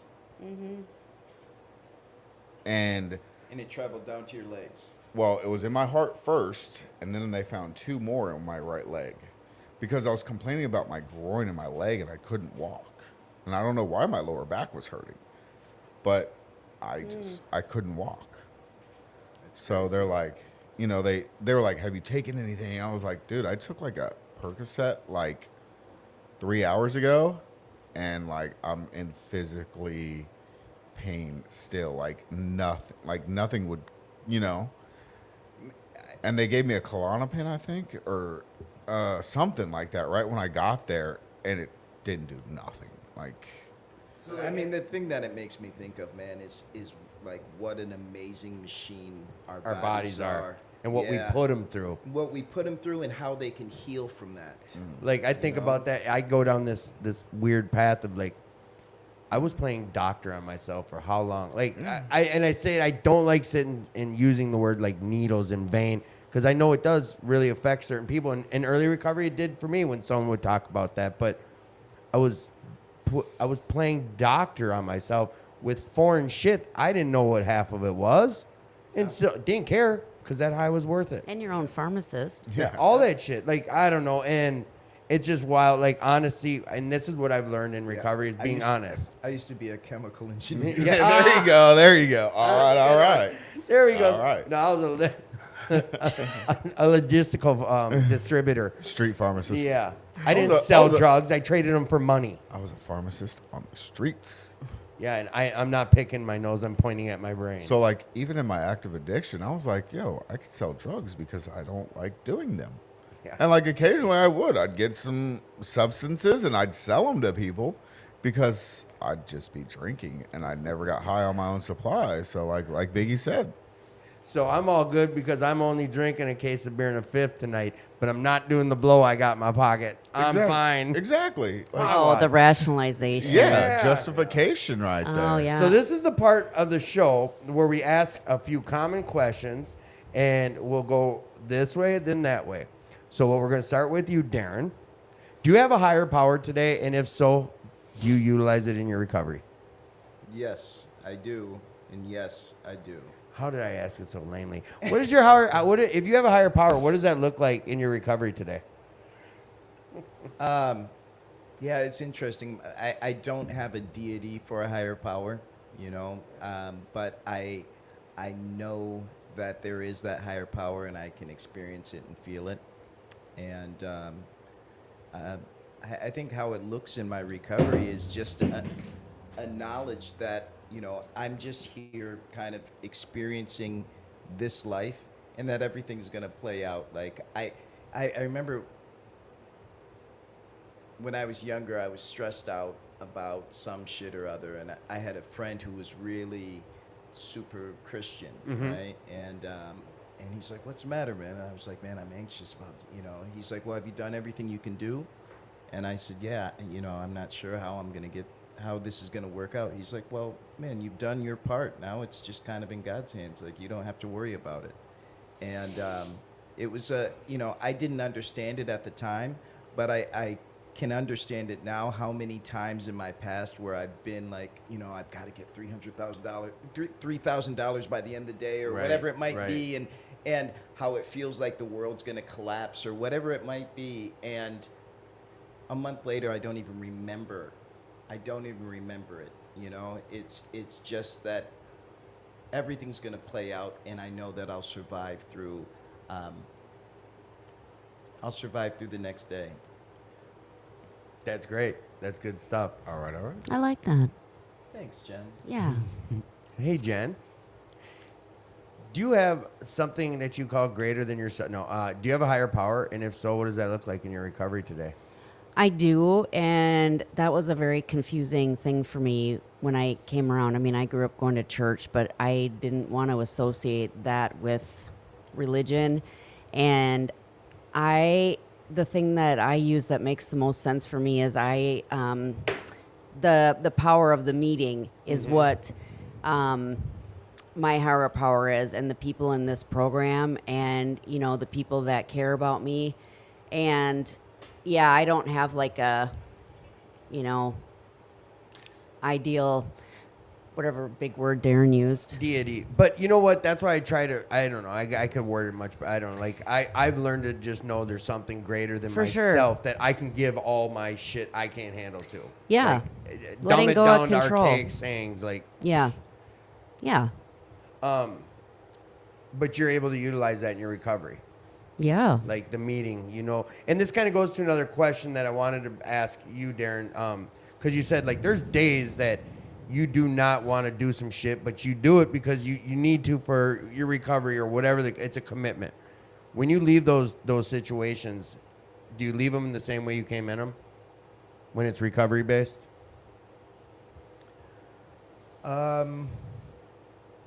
I feel like the answer is supposed to be no, but I No, can't recall. Yeah, I can't mean- recall. I mean, some days are shit days. Some days are shit days, and all I need to do is just do my part and close the day. Right. You know, like, I think that was also a frustrating things about the rooms is, like, initially I would hear people share and put a bow at the end of every share. You know, I like and that's that. not my experience in recovery. Recovery is a commitment, man, and sometimes it's spiritual warfare, and the warfare that I'm fighting is with myself. And some days are not good days, and that's okay. I still show up. I still am of my word, follow through with my commitments, and then end the day, and then the day passes. And I know that previously, you know, when those sort of things would happen, I would think, here it is. This is who I am. You know, I'm broken. It's back to how it's supposed to be.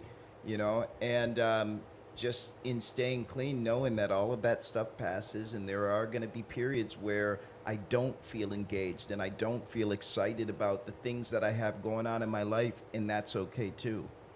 Who Thank wants you to for pay bills? Well, and thank you for answering it the way you did, because I threw a yes/no question at you again, because I'm such a great host. I'm gonna get back to some of that with you in a minute. Carl M. from North Carolina. What's up? What's up? Do you have a higher power in your life today, and if so, what does that look like, and how Yes. does it apply in your recovery? Yes, I do. So like when I first came in, I didn't believe there was a God. I didn't believe there was something out there that would help me. Because like I never went to church growing up, but like anytime we visited North Carolina, out of respect to my one aunt who I love dearly, almost like a second mom to me, we would go to church with her out of respect. To go to church, we're in her house. It's Sunday. We're gonna respect her, and my mom would make me go. But like, I look back on it now. I have yet, to this day, and I'm 41 years old, have ever heard her cuss or talk bad about somebody. There's a lot to be said about that. And that woman is just like a spiritual, like if there was a saint, like in my eyes, personal eyes, that would be her. You know, so like I look up to her nowadays. And but I used the rooms at first as a higher power. Okay. Because I could see the group as a whole stay sober, and Carl couldn't. So these people were like showing me, like, this is how we live. This is how we do it. This is this. You know, and now today, I believe my God works through people. So Right. like any situation I got and I call someone, or like maybe I'm going through something and someone calls me and and it's like ching, ching, ching, antennas going down to them, Right. That's incredible. and Yeah. it helps me. You know, God would, and this old timer used to say, God with skin on God him. with skin on it. God with Yep. skin on him. Yep. Who am I gonna call? God with skin. You know, I can pray to God and I can do all those, which I do, but like it's just crazy how it's like God with skin. How like I need to hear something, and I go somewhere, or I go to a meeting, or someone call, and it's like something I needed to hear. You know, and like I love service, right? I love service work. I'm gonna switch on something real quick. I love service work. I don't have the opportunity to do much service work As in a transportational engineer. in the rooms of Alcoholics Anonymous, right? But I can do service outside in my daily activities of life. Man, you never know. Just opening the door for someone. That's what I was about to say. Yeah, brother. But so I'm going to give you a little story of some service work, and it's not to boost my ego. It's just like how I see things and like how I can be so selfish and self-centered at 1 minute and like realize like, look, Carl, you're being selfish here. Like, get out of that. Right? So today I'm doing laundry. And I'm doing laundry, and I go check on my clothes, and then I come back and I go check on them again because I put them on like a low heat or medium heat. So I kind of I'm at a laundromat. And I walk in, and there's an older lady. She's probably in her 60s to 70s. And she's like, oh, this is an odd request. Don't walk over here because I dropped something and glass broke. And I'm like, I look, and I'm like, oh, okay. Like, one track mind, selfish, worried about Carl. And I check my clothes. And then as I'm walking out, I'm like, I could help this lady pick this glass up. She's like, there's no broom, nothing. And I'm like, I got a broom in my truck. So as I'm walking out, I was like, ma'am, hold on. I got a broom in my truck. And she's like, oh, I was about to go to Walgreens and buy one. I was like, no, ma'am, I have a broom in my truck. Because my truck is parked literally in front of the laundromat. So I get my broom, you know. And I'm like, here, let me do it. She wouldn't let me sweep it up for her. But I was like, here, I'll get these little pieces. I see some, you know, my eyes are a little bit better than yours. Like being total respectful, not trying to. She's like, oh, thank you for helping such an old lady. I got 14 grand. I was like, ma'am, it's okay. It's all right. It's okay, ma'am. And like, she's like, thank you so much. Can I buy you a coffee? I was like, no, ma'am, I'm fine. Let me buy you a cold drink. No, ma'am, I'm fine. Thank you. It's okay. It's okay. And then I said to her, I was like, you know, of course, you know, you heard me say my mom has passed away. Mm-hmm. But like I said to her, I was like, ma'am, I would hope somebody would help my mom out if something like this happened. You know, because I look at that. Like that's, like she said, she had 14 grandkids. I didn't know that at the time when I was helping her. But like that's somebody's mom, somebody's grandma. Yeah. And she's at the laundromat doing laundry. You know, like I would want someone to do that for my mom if she dropped something, you know. And my mom never met a stranger. She'd talk to anybody and everybody at the line at Walmart or the Cub Foods. Like wherever she was, she would turn around and just, this was before cell phone days and everyone was glued to their phone, but she would turn around and just start talking to people randomly. Like When I lived in the South, I thought that was the most interesting thing ever. Be in line and people just start talking to you like, Yeah. like, do I know this person? We're not Why Minnesota are they? nice. Why are they talking to me? It was very I've sweet. heard other people from other states say we're the biggest assholes on the road. We are. It's that I've been told it's passive aggressive and it's called Minnesota nice. That's right. But But- it makes me think. You know what? There's this reading in the fellowship that they're in, and it's just for today. And once a year it comes up, and it's called "Don't Shoot the Messenger." Yep. And it's basically it reminds me of this guy named Dave who's real loud. Dave's not here. And not now, but he's very loud, and he's a guy that just rubbed me the wrong way for way too long because of how loud he is, and it's because he's hard of hearing. Yeah. He's this old rock and roll head dude, and loud, and I didn't like him. I had no reason to. But I tell people, like, you know, in meetings, I'll be like, you know, you can be service. You can hold the door open, like you said. Hold the door open for somebody. You can do different acts of service to other people, you know? And like Mahatma Gandhi said, be the change you want to see. You know? If something's not going like how you like it, be the change you want to see. Start acting different, you know. And something that really like hit me, and I didn't realize it, is like I was acting up. Like when I first came to AA, I was throwing chairs at people, trying to run them over with my car. And like I was working steps and I still was acting a fool. And someone's like, Carl, would you act like that if your mom was standing here? I'm like, fuck no. She slapped me upside the back of the fucking head. Like, what?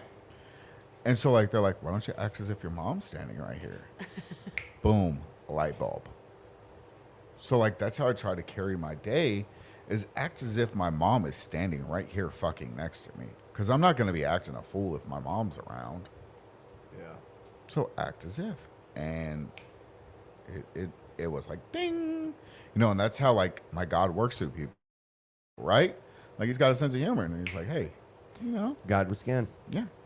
That's that part. That was the second part of that. That just try to hear the message. You never know where it's gonna come from. Mm-hmm. You never know. And I think that goes to a good point too.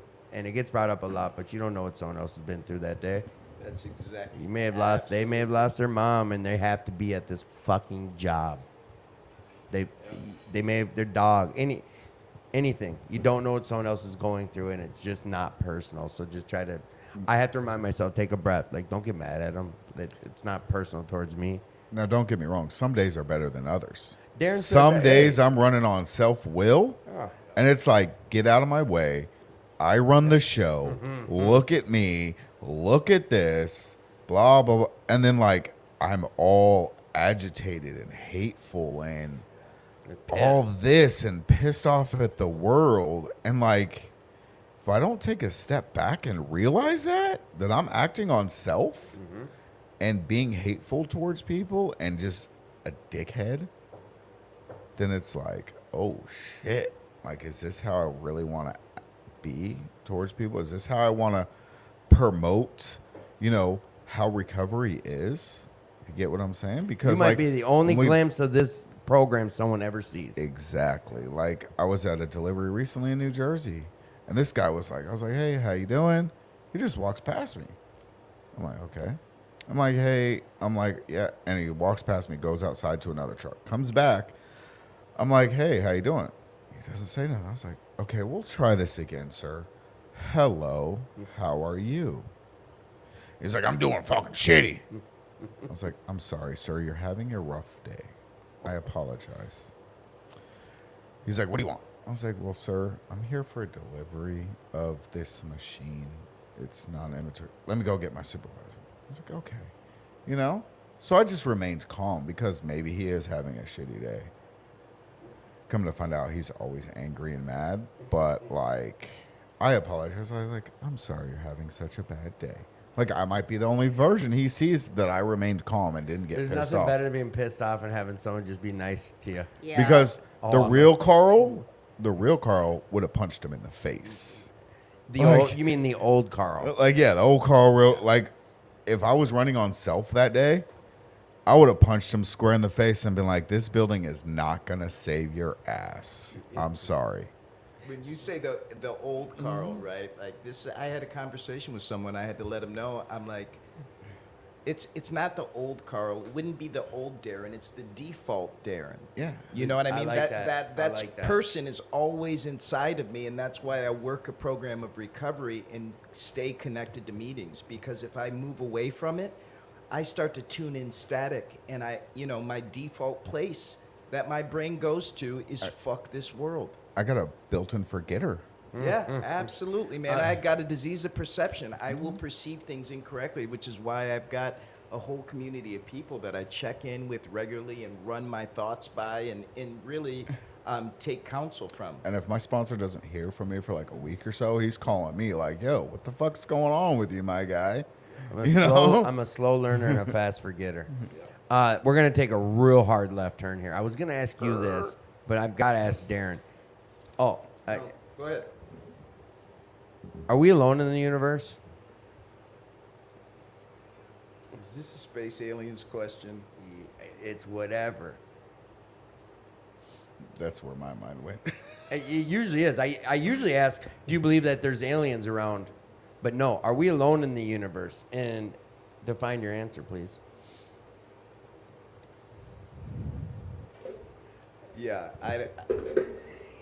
I don't think so. I don't think so at all. But I can definitely tell you that what I believe is that whatever else is out there doesn't take the form of life that we would expect it to, or that's relatable to us. You know, and I think that's kind of one of those things. Are we alone in the universe?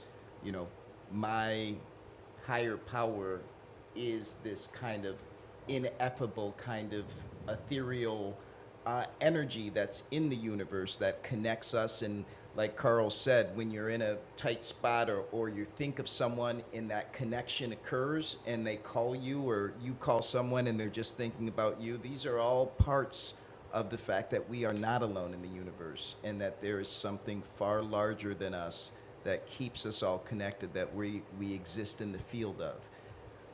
As for these UFO sightings and these Pentagon released files and all of that, I'm not sure, but that could be some very elaborate COINTEL that the power systems are trying to do, and kind of trying to distract us from things. I don't know. But I do know that there's energies out there that we do not have the tools to measure. That's your answer. I love it. Jen. What he said. Now, how about I'm switching the question. Jen, do you think that there's aliens? No. Can I have a different question? Oh, I love it. Okay. Well, you worded that different than you worded it Do you for believe him. that we are alone in the universe? No, but as far as like Why? aliens, it's the same thing. I mean, I really agree with what he said. Like, it's not something that I spend a lot of time thinking about or want, The gifts of 2218 attitude for gratitude right here. Yeah, like Questions. I Think don't when I see that stuff come on the news, I'm not interested. I'm not interested in documentaries about UFOs. It's not something I really think too hard about. That's where Because everyone's head goes whenever I ask that. Instantly, is that. well, I got enough stuff right in front of me to wonder about what if. That's good. What if donkeys could fly? As I my mean, mom would what say. if maybe on some different kind of level that nobody knows right now, and like. Or Does it matter? Or someone knows and they're not talking about Well, it. does it matter though? No, it's just a hard left turn, silly question. Oh, okay. This I isn't- didn't mean to sound defensive. We're just not was, doing fact finding right now. This is. Just, I wasn't saying it doesn't matter to you. I was saying like, does it matter if they exist or not? I love you, Jen. Yeah. You're the shit. Carl, Yo, yo, yo. All right, all right. are we alone in the universe? I'm never alone And please define. because I got some higher power with me at all times. Okay. Always, right? So therefore, I'm never alone. Therefore, there is some spirit out there that's always out there. God, if you believe in the Jesus Bible version, higher power, as we like to refer to, God, whatever, Like, we're not alone in that aspect of life. We are definitely not. And when you went to, are we alone? Like, of course, my mind is like aliens right off the bat. Mm-hmm. Which I don't freaking know. I don't freaking know. I couldn't tell you yes or no. I don't freaking know. Yeah, You there's go no- out to Vegas and like Nevada and New Mexico, there's alien stuff everywhere. I don't have the secret answer. Like, So- this is just. Oh yeah, yeah. silly But question. I'm being like I'm. Right. Just- No, I get it. But like you go out there and like alien this and alien. Like, Well, it's I a don't- money grab. Yeah. They can- Yeah. Is Sasquatch real? Is Bigfoot real? Like You got some people That's- that tell you I'm Sasquatch. that's like asking, is that guy real? Like There's a few alien references in the Bible too. I had 3 shows ago, someone broke them up. And, they quoted something from the Bible about aliens. I did have to go back to get it, but like I said, this is to me the silly question of the night. I like to bring it up way earlier. We are getting way past the time we usually go till, so I'm sorry about that, guys, and I It's all appreciate good. you I guys ain't hanging out. I ain't got nothing to do. Yeah, when do you? Or you know what? No, not that. We'll do that later. So 2 questions left. One will be a wrap-up question, but Carl, Yo. what was the biggest hurdles for you in early recovery, and how did you overcome them?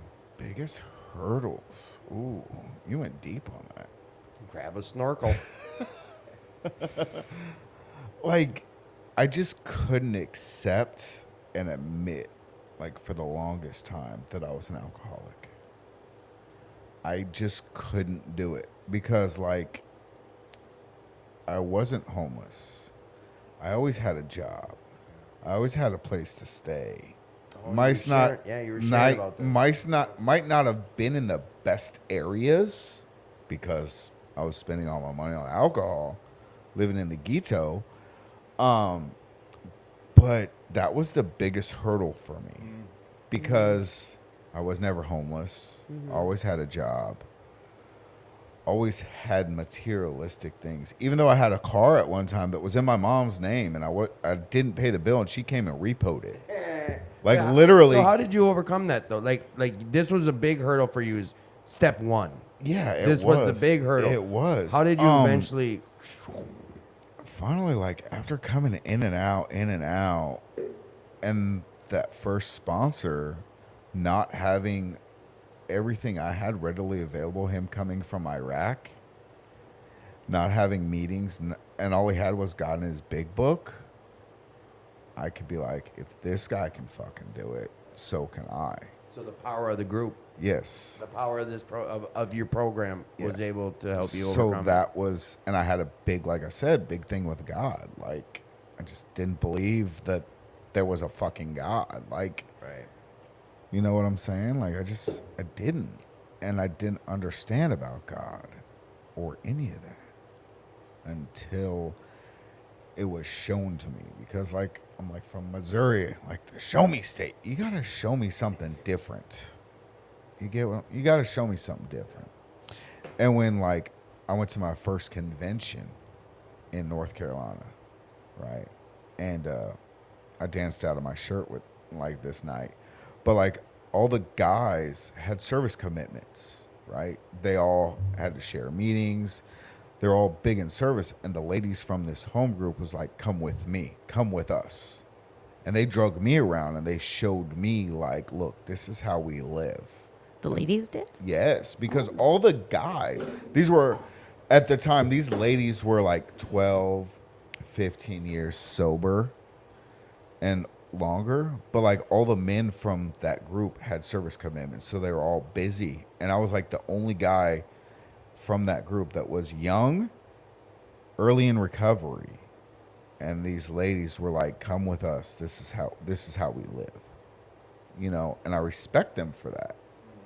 And they showed me, and that turned on a light bulb, you know, and they preached with me, men with men, women with women, but come with us because we're not letting you stroll around by your fucking self. That's cool. You know what I'm saying? That's nice. So like those ladies, I still talk to some of them and see them and they're like, oh, you know, but it's those ladies who showed me at my first convention. I probably was like 3 or 4 months sober. And like all these people from all over the state and like, yeah. That's awesome stuff. That really is the power of the meeting. Did Darren? I'm gonna ask Jen. What is her? I was just gonna say, is that like, What is your? What was? I know that you got asked this before, but I wanted to hear you say it again.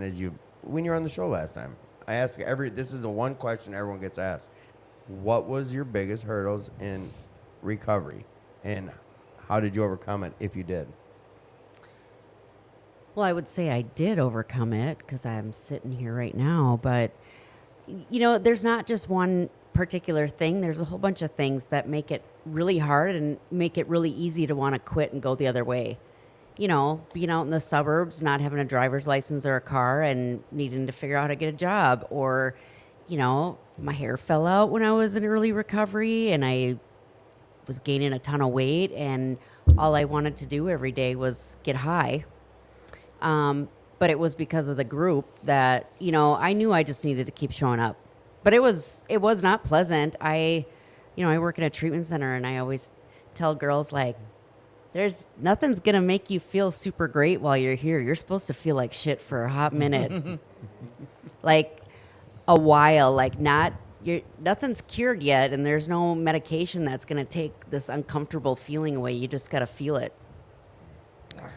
Yeah, That's what it is. it is. And so time and the group is what got you over it. Yeah. And slowly, over time, you get you figure out some ways to get ahead. And, I eventually got a car and, all that good stuff. But it's not easy. The older you are and the more problems you go out and create for yourself, it makes it a lot harder. Yeah. Oh, yes. Well, thank you for that. And Darren, biggest hurdles in recovery. I usually say early recovery because that's when we face a lot of our biggest hurdles, but someone corrected me on that a few weeks ago. So, biggest hurdles in recovery, and how'd you overcome them? Yeah, I'm glad you said early recovery, and I'm glad I went last because first thing I thought was, the same hurdles that I have today, which is getting out of my own way, and setting boundaries and making sure that I stay in my own lane and know what's mine and know what someone else's, and being able to communicate that. But in early recovery, I think the biggest thing was allowing my body to heal. For the first year and a half, I really had trouble speaking. I couldn't put my thoughts together. I was consumed with anxiety. I felt like I had a hive of bees in my chest at all times because my body had to heal. I'd put my physiology through so much trauma that it takes time for that to heal, and there's nothing that can speed that up. I mean, Right. Especially opiates, too. It's a long, long healing process. yeah, but it your body is healing. It just doesn't feel like it at the time, but it's just a slow process. And We don't like slow. No, it's No. like when you're trying to lose weight, like you might be losing weight over 5 years. You don't see it when you're looking every day. You just don't see it. absolutely, so for the first year, I was concerned that I broke myself.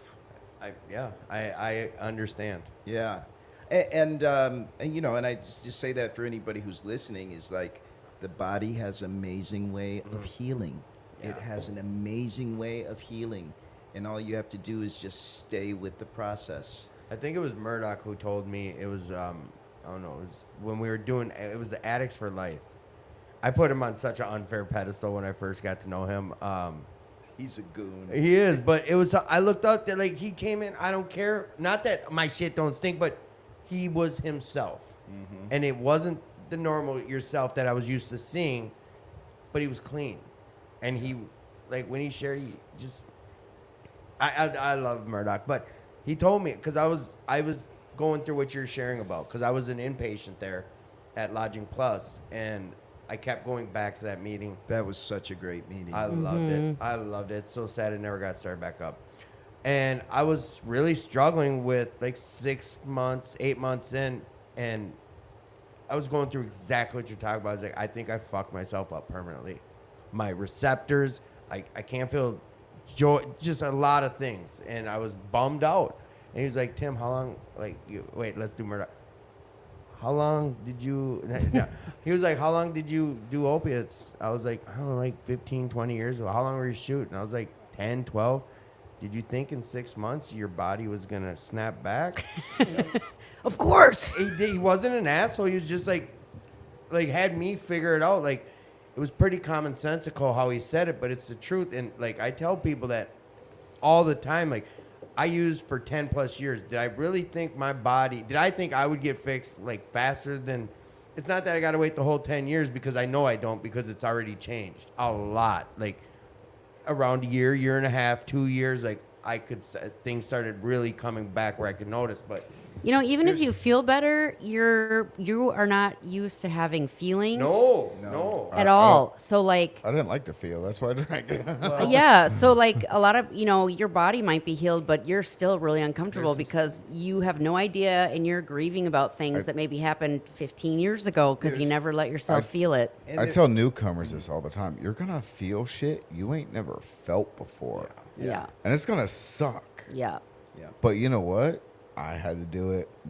Like we all Wow. had to feel shit we ain't never My felt. verbiage has changed. I get to now. Like, I get to go through that. Yeah, What but were you going to say? That's You what were- I tell the newcomers. Though. I mean, for the feelings part, it's like recognizing that not every emotion is an emergency. Mm-hmm. You know? That's a good piece of advice. And the other thing is there is so many just very simple life skills that I had lost out on. So I would start to feel like shit and then have to remind myself, oh, I have to drink water. You know what I mean? Just really simple maintenance of the Nap and a machine. snack. Nap and Nap. I took a nap. I snack. took a nap today. All right. Yeah, just the simple maintenance of my machine that I'm traveling in that, you know, for 2 decades, when these feelings would show up, that would be time to, Yeah, time to get use. that up. Like, and it's Oh, just yep. like, oh no, I've got to really reboot this operating system that I've trained my brain to run with, and really be open to some really simple stuff and just having to be slow. Yeah, I think I did kind of this thing you brought up too. It's like I was playing doctor so long, whatever. So I thought that, you know, I was pretty sure that this long use of opiates, it just destroyed whatever chemical makeups I had going, and that is a good one too. It's whatever it doesn't have to be an emergency, and this taking some breaths really helped or whatever. God was skin on it, man. People at meetings, I think we all shared about that. It was like the group has really gotten you through some stuff. All right, Wait, I got one more Good. thing I got to add Get too, after man, is like outside help. You know, Yeah. I Oh, have yeah. mental health issues, so Yep. I have medication that I take, an SNRI that I take every day that has been, you know, really instrumental in a stability in my life. life-saving. You know? No, and that's I brought that And- up when we talked about suicide, and I still have the hotline number on the screen. Hang June on one is- sec. If you are dealing, like Darren said, if you're dealing with some mental health stuff, or if you're having some harmful thoughts or anything like that, seek some. I mean, these meetings we talked about it. You can network with us. You can network with people you see on here, but seek the help that's needed, and it's okay. It's okay to go to the doctor. It's okay. I got 11 hours I can talk on the phone, so it doesn't bother me. You can Yeah. call me. I'll throw your number on here. I don't care. Go for it. Yeah. And June is Men's Mental Health Awareness Month. Nice. I did not know It's that. overshadowed Is there by. a women's one too? I don't know. I imagine it's there's it's overshadowed by overshadowed. pride. Yeah, but just to throw that out there as Yep. well. Yeah, and you know, I've shared in meetings a lot of times about suicidal ideation, primarily because to normalize it, Yeah. because it's a part of a lot of people's recovery, and it makes sense when you take the drugs away and you're looking for an ultimate lever that you can pull to release some pain. It makes sense that your brain goes there, and you just share about it and you talk about it and you realize how many people have experienced it, and you'll get to the other side of it. And from my experience and many people in the rooms, if you share about something and you get that identification, it makes the pain less. What do we say? Share over everything and Use over about nothing. Like I was saying too, like, you know, mental health is, well, like living in a household with undiagnosed PTSD. oh yeah, you experienced Like that's walking on eggshells, even though the parent is in recovery. that. Well, yeah, there's. But it's undiagnosed and they're not getting help for it. So All right, so. Oh wait, so I'm gonna do a little bit of shouting out for the club here, and then I got one final wrap up question that we do every week. I got to say something real quick, too. Go ahead. Jacob, you're a Jedi, brother. Thanks for the love. I'm watching you, brother. He's a powerhouse, We'll yeah. meet in the ring. In the ring. all right. He's beast mode, man. He is a beast. Jacob. Love you, Any brother. any other questions from anyone off of there as well? Um, Anyone got any questions? Where are you seeing the questions? I didn't see any questions. That's the problem, and that's why I try to tell people to share. We've got 7 different streams that are going on, and there could be even more. From my understanding, is when someone opens up a page. I'm gonna Oh, torture if you share it with somebody. something. If I open up my own page and then I'm sharing, they're watching from my feed. So if they Oh. post questions, only that feed will see it. So like I've got different questions on this feed on my phone. And anyone listening, like if I didn't get to some of your questions, I do apologize very much. So that's why a lot of times I suggest people go to the YouTube one, because the YouTube always will pop up on the main one here. But when I write something, I get like 5 different things, 5 of the exact same comments that I write from every different platform. I don't know. I'm the co-host, the host, the engineer, the We're having. Sounds tech like you guy. need a technical engineer. I need Yeah. a lot of engine. I need a lot of stuff. This show didn't start with just one guy. It turned into it on accident, I guess. Whatever. I'm Hey. blessed to have this as my Friday night meeting. Let's put it that way. That's what this is, my Friday night meeting. There and we I go. bug people. I was saying that is You should make it an earlier start time. we moved it. It was 9 to 11 for 2 years, and I moved it 8 to 10. We just went late because people showed up later. So we got Oh, that's and I didn't, us. 20 minutes. and I didn't shut up. What? I kept talking. He was like, "Yeah, like you're telling your story No, at a typically meeting." I'm we're like, done at "All right, 10. well, we'll go." Yeah. This will be the first time in about 14 months we went past 10 o'clock. Because it was always, the first 2 years was 9 to 11. And then Mine was 3 hours a while ago. with Brad, Yeah. when we were in that room, Yeah. that was the first time we ever tried this mixer, and it was an issue the whole time. Yeah. I got Eric, the engineer, in here, who finally hooked this up about 8 months ago the right way. I'm a knucklehead. I don't even do social media right.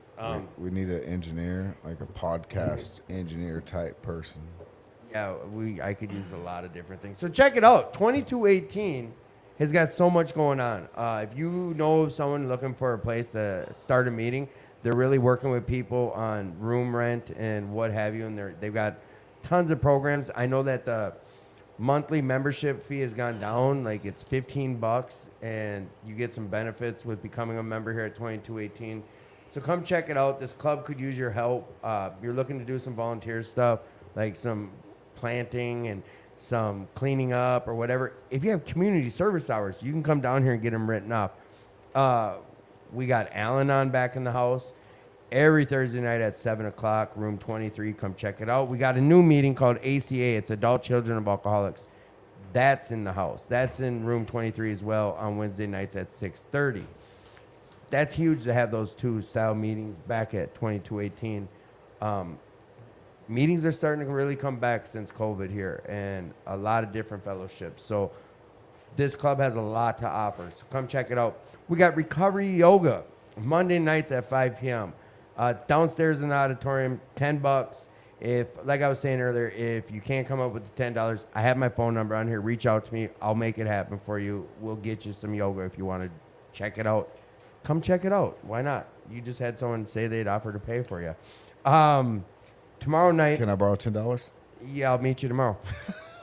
We have and you know what? There's also another new meeting, and I'm going to have a bunch of the members from this meeting on air next week, just so they can help better define what the meeting is, as I'm not that educated in it, and I don't want to insult or offend or misrepresent is the best way to say it. But it's called Friends of Dorothy. It's an LGBTQ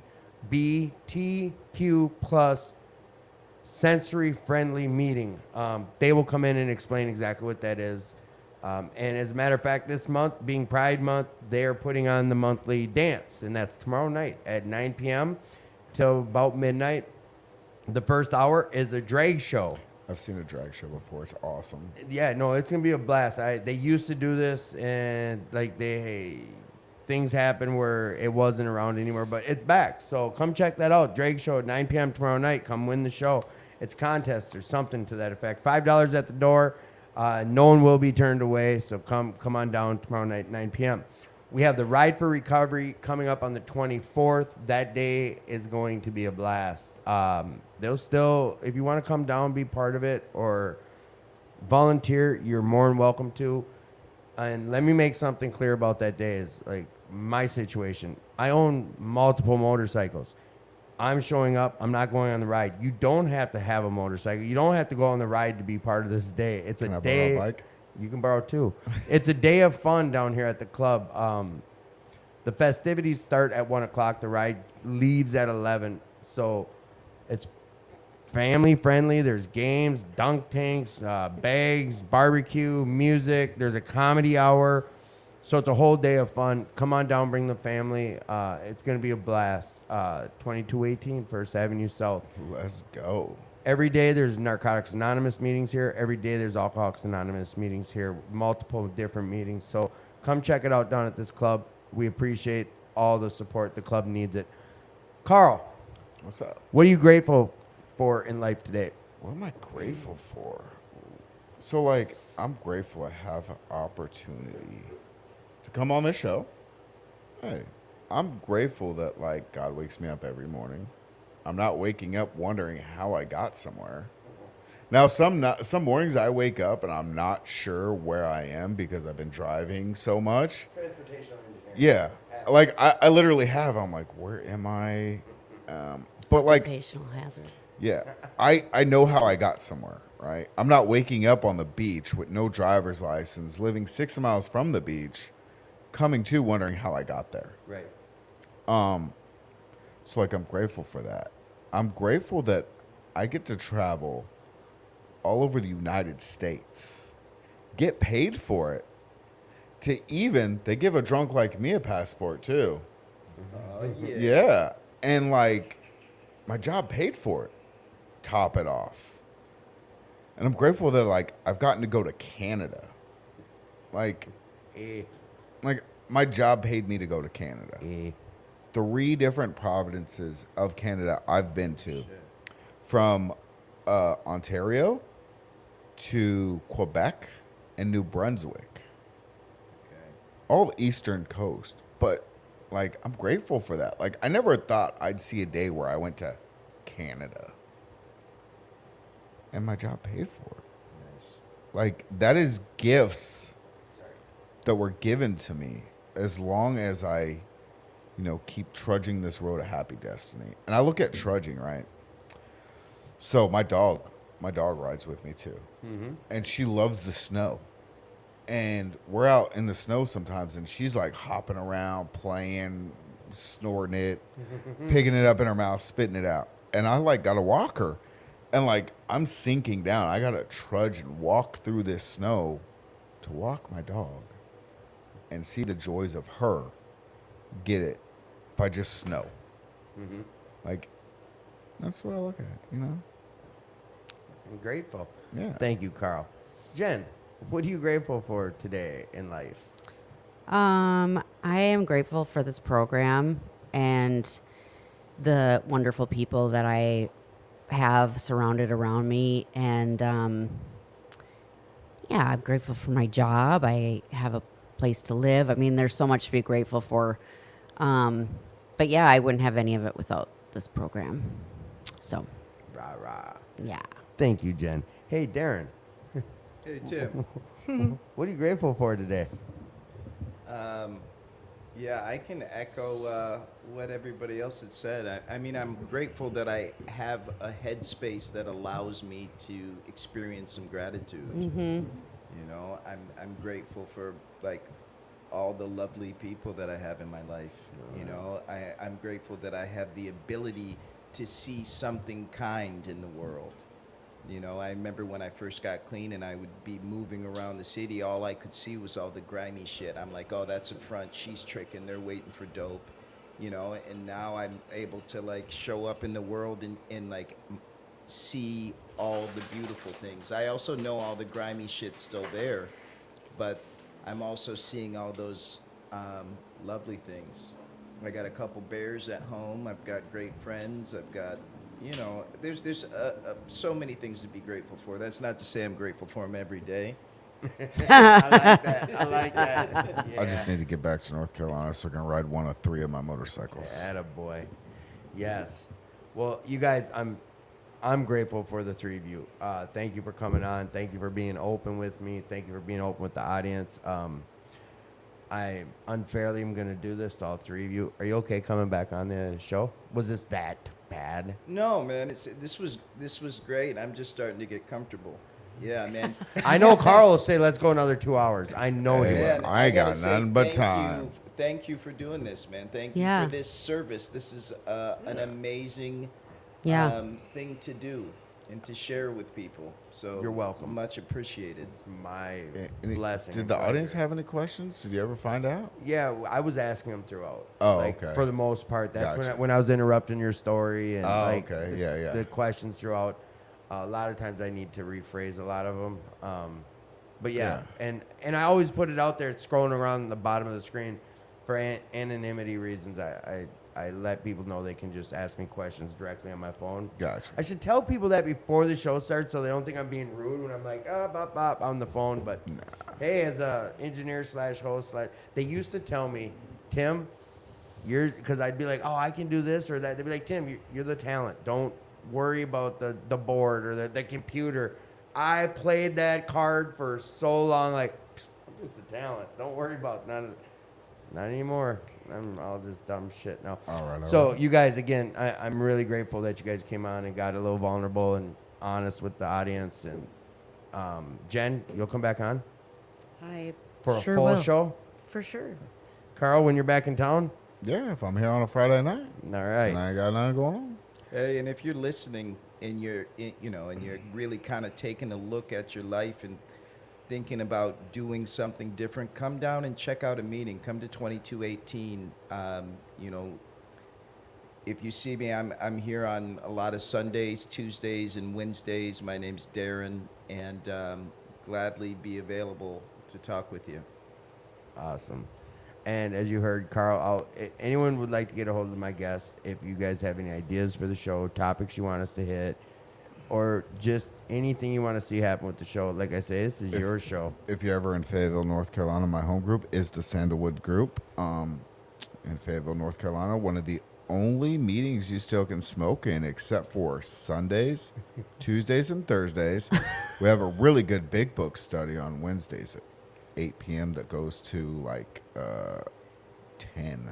Matter of fact, I think But how's the room smell, Carl? Hey, on those off hey, days, yeah, I know, hey. right? I don't know. Coffee and I'm a Starbucks. smoker, so like, Yeah. I don't bug know. you. But like, it's like I said, we were the only group to stay open during COVID, and like, so we have and where it is, it's in like a neighborhood, so we have a lot of people coming straight from the street, straight out of treatment, straight from the hospital. And that's nice. They can go in there and burn a ciggy. Yeah, because like, you take away my alcohol, now my cigarettes at the same time, like I'm freaking out, man.